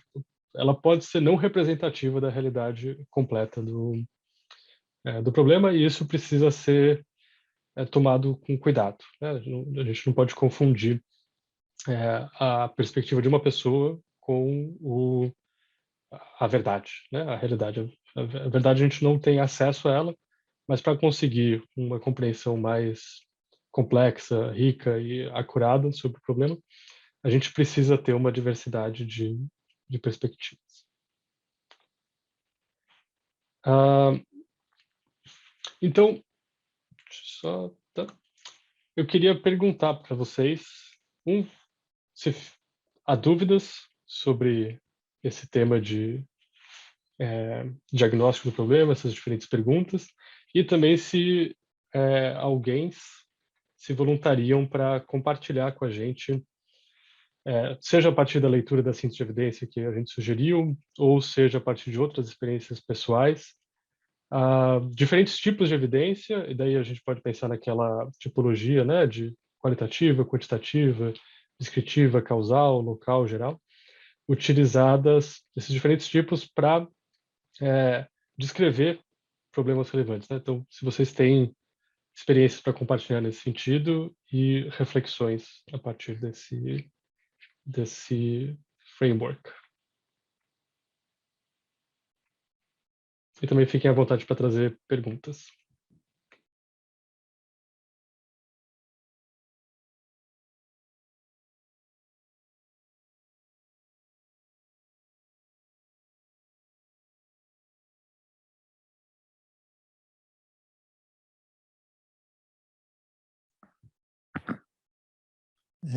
Olá, tudo bom?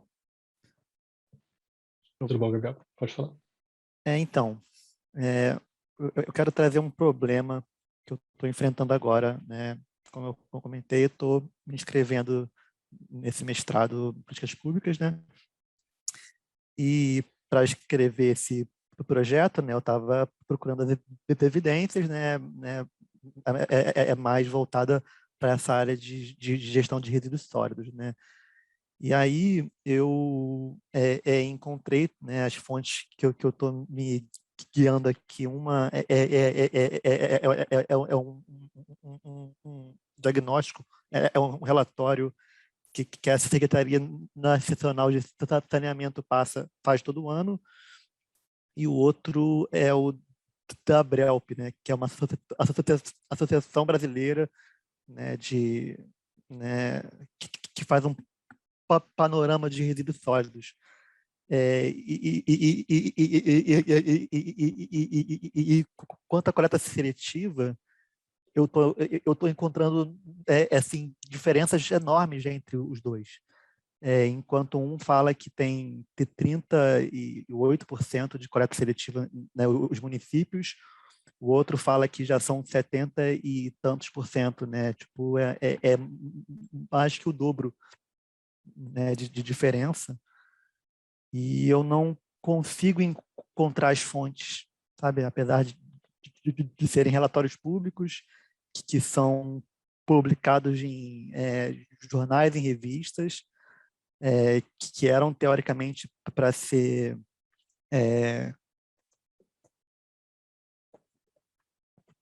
quantitativos, né? Que não deveriam ter um debate tão grande, ou seja, né, tem ou não tem a coleta seletiva. Eu estou completamente perdido aqui, porque eu não sei qual é o uso, se eu falo que tem os dois, não sei como é que eu vou a fundo para saber aonde está o erro, qual é o porém, a vírgula. Enfim, essa contribuição.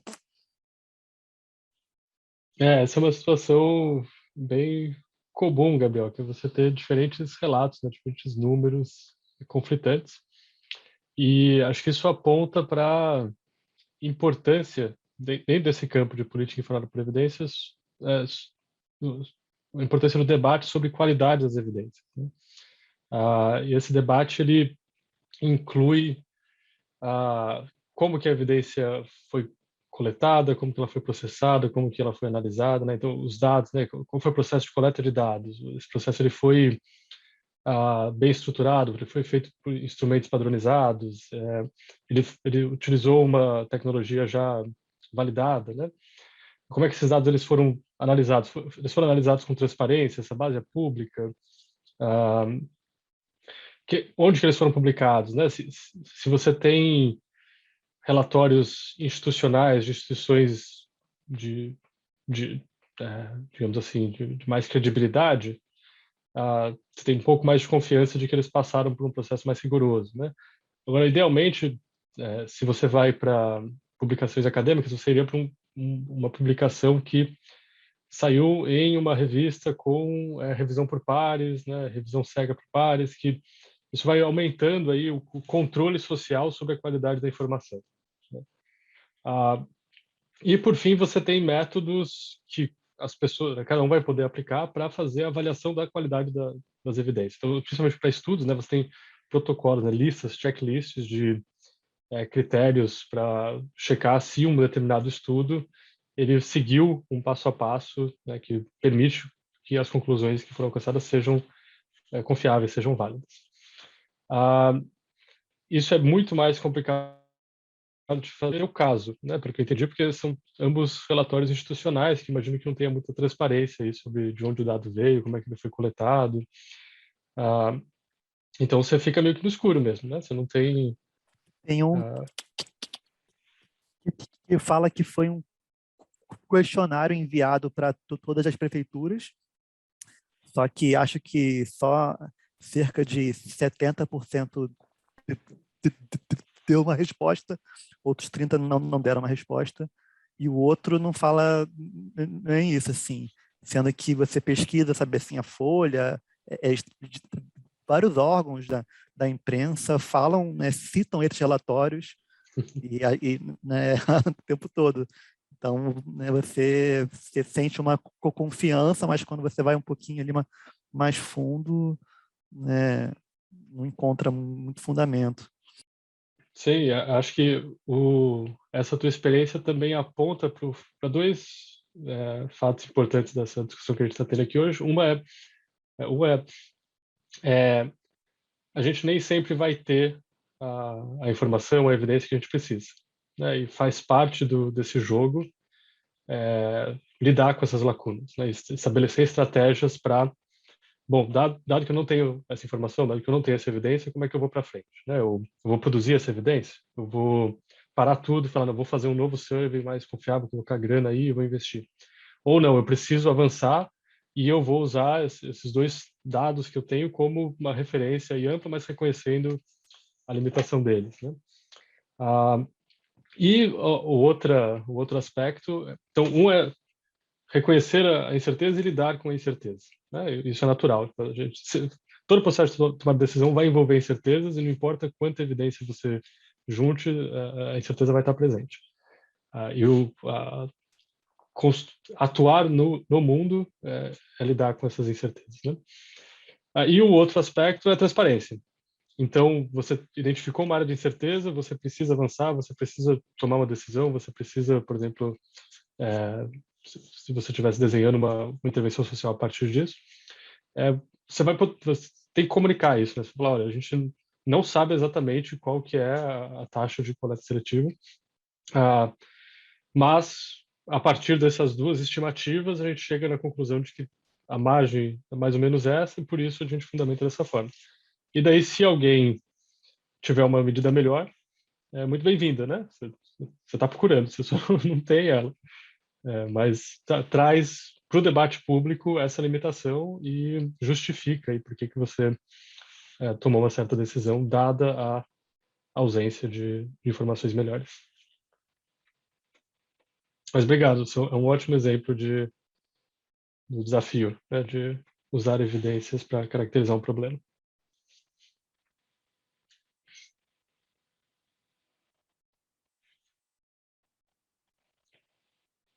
Mais alguém tem exemplos da sua experiência de uso de evidências para caracterizar problemas? Oi, boa tarde. Boa tarde, professor.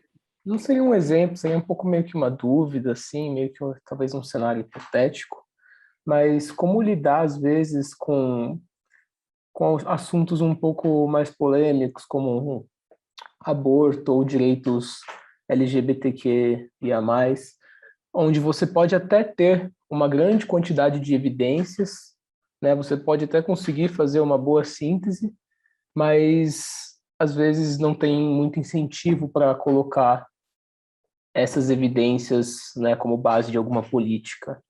Que estratégia que pode ser utilizada, ou se vocês já se depararam com algum desse tipo de problema?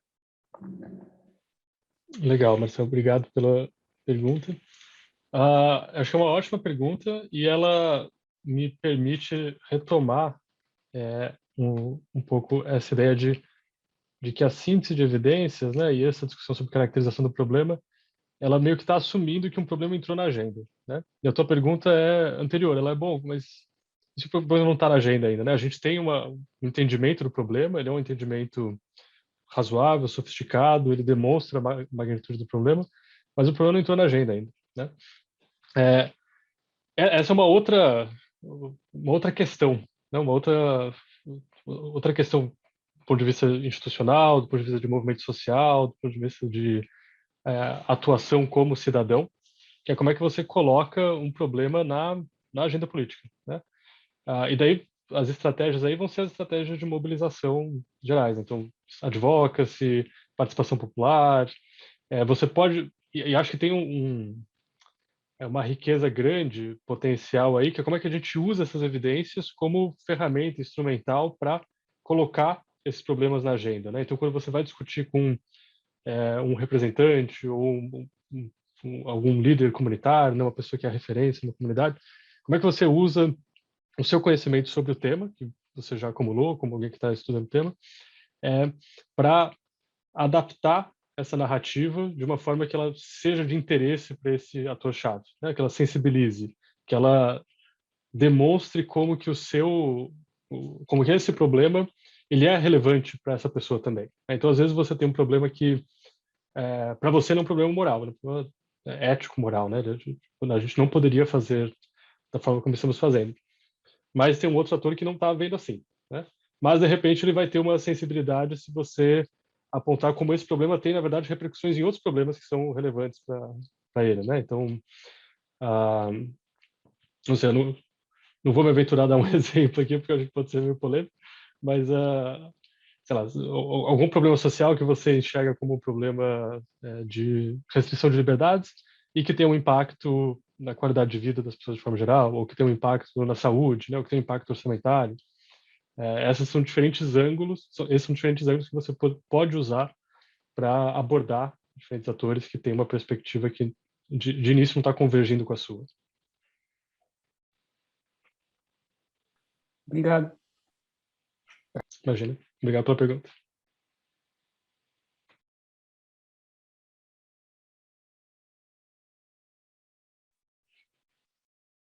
Mais perguntas, gente, ou exemplos? Boa tarde, pessoal, tudo bem? Só fazer um comentário. Achei bem interessante essa questão da síntese de evidências, né? Me parece que parte muito de uma perspectiva de evidência científica, né? Então, com essa qualidade, né, do que vem de um método científico.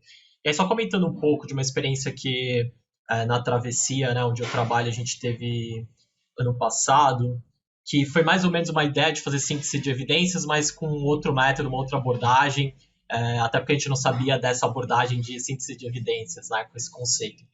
A gente fez um projeto pensando na perspectiva de um voto consciente, né, e aí entender o que seria um voto consciente, e a gente partiu da ideia de que tem votos expressivos, votos brancos e nulos expressivos, e que o ideal, pensando na democracia, é que as pessoas escolhessem seus candidatos, né, de alguma forma, através do voto. E a gente fez um projeto que é basicamente para tentar entender esse problema, né? a gente tentou entender o problema do cidadão. E aí a ideia era estimular que ele votasse, né, a partir desse problema que ele entende que é dele. E aí uma ideia de que, assim, existe um problema individual e a gente tentava estimular o que é um problema público. Se esse problema individual, ele está na agenda e se ele é um problema público, né? E se não for, esse indivíduo tentar colocar, a partir dos seus candidatos, isso em pauta, né? Ó, isso aqui é importante para mim. Isso pode se tornar um problema público, né? Só que é interessante porque é um projeto que é muito subjetivo, né? Então a gente conversou com jovens, né? E conversou sobre a questão de problema público e para tentar entender essa magnitude do que eles passam no cotidiano, porque quando fala de problemas, vão falar da vivência deles, a gente trouxe especialistas nas áreas, né? Então se o jovem fala que tem um problema de mobilidade, que passa horas no ônibus, a gente tentou entender essa magnitude através de estudos científicos, né? Então a gente trouxe especialistas, falou, ó, hoje na cidade de São Paulo é assim que funciona, X horas em trânsito, né? A gente tentou entender minimamente essas questões de causas também, através desses estudos científicos, e tentou juntar essas duas narrativas, né? A narrativa subjetiva do jovem com a narrativa do indivíduo, do cientista, né? E aí, para tentar descrever esse problema, a gente optou por uma produção audiovisual, né? Então a gente fez vídeos, porque a ideia era que isso fosse relevante não só para os jovens que a gente conversou, mas para as pessoas, de modo geral, que pudessem ver. E vídeo hoje tem um apelo interessante, né? E aí, pensando essa produção, essa síntese de evidências com um outro método, né? Que a gente achou interessante também. E tentou dialogar com esses atores, porque definição de problema também é relação de poder, né? Então, se a gente usa muita academia hoje para pautar a evidência, que acho que está no começo do que você tinha comentado, Davi, que a evidência é uma parte, né, do todo na tomada de decisão, também pode trazer problemas. E aí a questão acaba virando como a gente junta todo mundo para conseguir definir um problema público, né? Eu acho que a síntese de evidências tem um papel super interessante nesse caminho. Mas, enfim, eu só queria comentar esse caso aí que a gente passou recentemente, e ouvindo essa aula achei bem interessante, acho que contribuiu bastante para a gente repensar alguns caminhos também. Mas é isso, obrigado. Excelente, Rafael. Obrigado pelo exemplo. Acho que é muito alinhado, né, com o que a gente está discutindo aqui. Bem bacana o esforço que vocês fizeram. E acho que você tem um ponto bastante importante aí, que é esse processo de construção de uma síntese de evidências, ele pode ser pensado com um espírito mais tecnocrata, né, um processo social definir um problema, e daí agora a gente vai fazer um diagnóstico e depois identificar estratégias de intervenção e avançar, mas raramente esse vai ser o caso, né? Dificilmente a gente vai viver um processo de construção de intervenção social que vai seguir esse passo a passo, e a síntese ela é um instrumento de pautar políticas públicas, né? Ela é um instrumento de disputa de poder também, disputa de perspectivas, e o nosso entendimento é de que é muito importante por esse motivo, por ela naturalmente ser um instrumento de disputa política, que ela seja bastante técnica, bastante rigorosa, bastante transparente, né, para que as pessoas elas possam entender de onde está vindo esse material, por que ele tem o valor que está se dando a ele, né, e por que essas informações elas são relevantes, elas são algo a se levar em conta para pensar o problema social que está em jogo. Tem é transversal a esse debate, a tudo que a gente vai discutir no curso, é uma dimensão ética, né? Ética política, de esse trabalho ele tem que ser feito com valores em mente o tempo todo. Ele nunca vai ser um trabalho puramente técnico.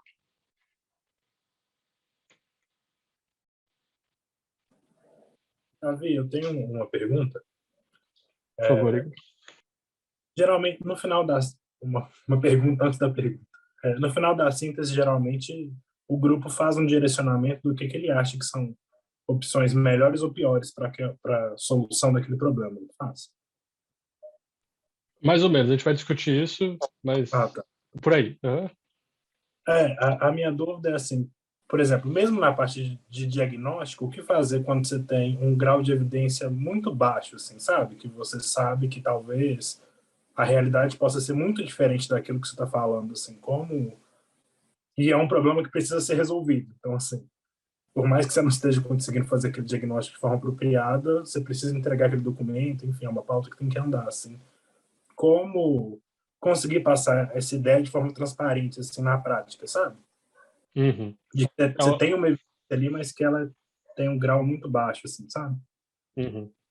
É uma ótima pergunta, Igor, obrigado. Inclusive, acho uma coisa que eu tinha que ter falado, que é esse debate de política em favor da previdência, das ferramentas de tradução de conhecimento, elas são ferramentas que se inspiram, né, e usam muito o ferramental de pesquisa, mas de forma adaptada a processo de tomada de decisão institucional, né, ou política social. Isso significa, entre muitas outras coisas, que o tempo é muito diferente, né? E elas são adaptadas para o tempo do processo de tomada de decisão, que acontece por vários motivos, né? Então, e no geral é muito mais rápido do que o tempo da pesquisa. Então, você precisa tomar uma decisão, você precisa fazer o desenho de uma intervenção, porque a grana chegou, o financiamento está aqui, o ano vai acabar, as eleições estão ali, estão botando pressão, tem esse grupo de interesse aqui, o seu mandato vai se encerrar. Então, tem uma série de variáveis institucionais sociais aí que forçam a mão do tomador de decisão. E o ferramental de tradução de conhecimento ele está muito inspirado pela ideia de a melhor evidência disponível, e daí está implícito aí, dado o tempo que a gente tem para produzir essa evidência e sistematizar essa evidência, né? Isso muitas vezes vai significar uma evidência lacunar, assim como regra, né? Vai ser uma evidência precária que não vai dar conta de todas as dimensões, mas a ideia de usar métodos transparentes, sistemáticos, validados, é bom, dado que a gente tem um tempo limitado, a gente vai fazer o melhor possível. A gente vai entregar, a gente vai sistematizar a melhor evidência disponível, e daí acho que vai ter um momento de avaliação da equipe, né, e das pessoas envolvidas no processo, que é bom, em que medida que essa evidência está suficiente ou não. Às vezes ela vai ser lacunar, mas é o que tem para hoje e a gente precisa avançar e ela é suficiente para avançar de alguma forma, mesmo com lacunas.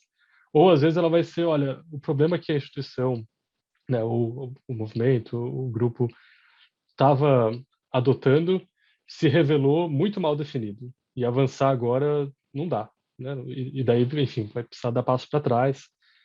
E a comunicação de como essas evidências foram sistematizadas, né, qual que é a qualidade delas, vai ser muito importante para informar essa decisão, né? Então, a gente achou essas evidências, elas são muito ruins, muito superficiais, não dá para confiar, o que a gente sabe agora sobre o problema realmente é extremamente limitado. Se possível, vamos parar, frear e estudar um pouco melhor, né? Eu vou avançar, gente. A gente está com 8 minutos antes de acabar a aula, né? Então eu queria só compartilhar com vocês. Obrigado pela pergunta, Igor. Acho que ajuda bastante a trazer um elemento importante aqui que eu estava deixando meio de lado. Vou compartilhar com vocês rapidamente sobre a tarefa da semana e depois a gente pode fazer mais uma rodada de perguntas, se tiver tempo. Então, qual que é a tarefa? Vocês foram divididas em grupos, os grupos de mentoria. A gente tentou conciliar a agenda de todo mundo, foi um desafio bastante grande, mas acho que deu certo. Os grupos acabaram ficando um pouco maiores do que a gente tinha planejado a princípio, por conta das dificuldades de agenda, né? Não deu para fazer grupos de... alguns grupos são com mais do que 6 pessoas, que era o que a gente tinha pensado a princípio, mas, enfim, a gente ainda acha que é um número que funciona para o trabalho em grupo. E para essa primeira semana, a tarefa é escolher um problema e definir caracterizar o problema. Então, utilizar os diferentes tipos de evidência que a gente discutiu aqui, fazer uma pesquisazinha preliminar e caracterizar esse problema, né? E descrever por que ele é relevante, qual que é a magnitude dele, quais são causas, consequências. Esse problema vai ser o problema que o grupo vai discutir ao longo de todo o curso. Então, em seguida, a gente vai buscar revisões sistemáticas que descrevam intervenções potencialmente efetivas para lidar com o problema. Depois, a gente vai discutir barreiras de implementação, facilitadores, considerações de equidade na hora de implementar essas intervenções e também considerações de implementação. Então, esse problema vai ser o problema adotado pelo grupo, né? Vai ser o problema que o grupo vai levar até o final. A escolha é livre, o grupo pode ficar à vontade para escolher o problema que quiser. A gente recomenda que ele esteja alinhado com os interesses dos participantes, né, para gerar engajamento, para que seja algo que faça sentido e virtualmente, se for possível, até que de repente alimente processos institucionais que vocês estejam, nos quais vocês já estejam envolvidos. Então, potencialmente tenham relevância para suas instituições, seus projetos de pesquisa. É mais fácil fazer esse exercício com problemas finalísticos, não sei qual é uma boa palavra para isso, mas problemas tradicionais de política pública e intervenção social, né? Por exemplo, um problema de saúde específico, né? Uma crise sanitária, analfabetismo, taxas de violência, tipos específicos de crime. É mais fácil fazer esse tipo de pesquisa para esses problemas mais tradicionais de política pública do que para problemas mais gerenciais, institucionais, que muitas vezes a literatura é mais escassa. Daí vai ser mais difícil achar revisões temáticas, os estudos primários vão ser de pior qualidade. E daí a tarefa é essa, escolher o problema e cada membro do grupo fazer um trabalho de caracterizar esse problema e depois vocês juntarem esse material. O grupo decide como fazer esse processo de coordenação da pesquisa e no fim tem que gerar um slide, né? A ideia é que no fim do curso os diferentes grupos apresentem o processo de construção dessa, entre aspas, síntese de evidência. A gente não tem a expectativa de que de fato se produza uma síntese de evidência com todas as etapas, porque esse é um trabalho de meses de trabalho, né? Mas a gente vai fazer uma analogia, assim, né? Então vai caracterizar o problema, vai identificar opções, vai caracterizar essas opções. Então no final do curso a ideia é que os grupos apresentem isso, né, para os outros membros do curso. Então a tarefa dessa semana é fechar o primeiro slide dessa apresentação, que é um slide que caracterize o problema. Esse é a tarefa. Eu abro novamente para vocês, a gente tem alguns minutinhos finais aqui. Se vocês tiverem perguntas, observações, comentários, sugestões, são todos muito bem-vindos.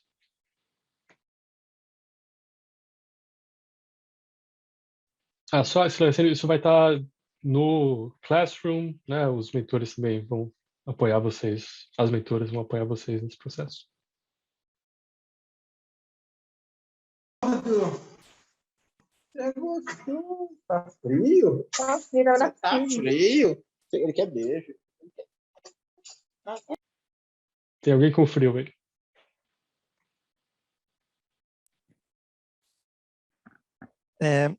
Eu tenho uma pergunta quanto a isso que você falou, né, do problema final e do problema do meio, né, da forma de você avaliar e manter.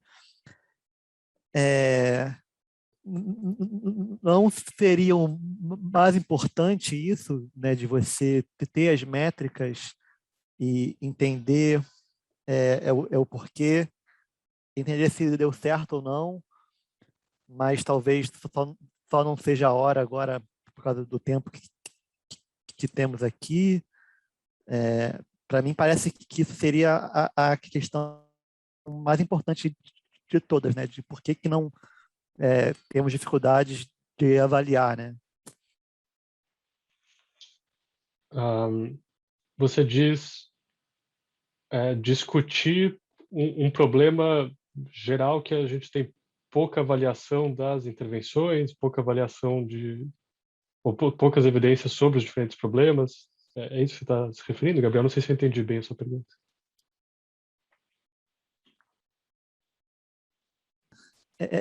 Então, você falou que normalmente é mais fácil fazer um problema, enfim, né?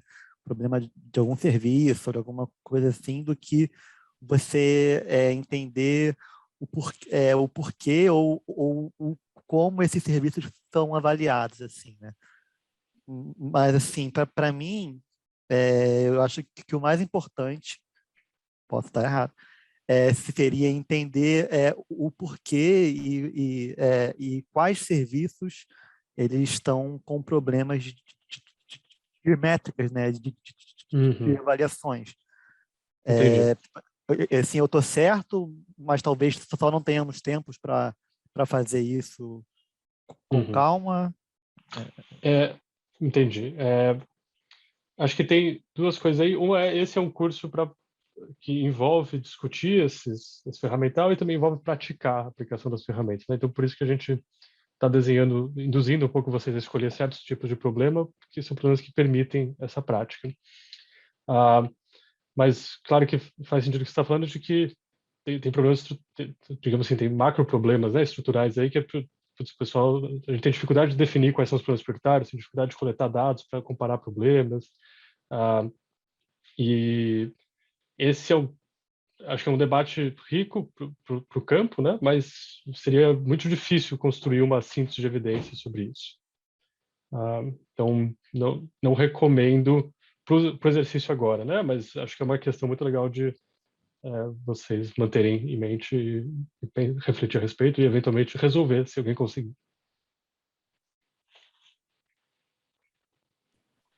Olá, boa tarde. Eu sou Boa tarde. Thaísa, tudo bem? Gente, cadê a mulherada aí? Eu só vi os meninos falando. Ó, deixa eu te perguntar uma coisa, Davi. A minha área é a área da comunicação, né? Eu sou jornalista, estou me especializando na área de saúde mesmo. Com a pandemia foi muito necessário e assim, muitos colegas, inclusive da minha área da comunicação, a gente vê uma deficiência muito grande em apurar essas informações, né? Na apuração da informação. E isso é uma característica muito grave, porque a gente, enfim, né, a gente na comunicação, a gente está aqui para expandir, levar a ciência para as pessoas.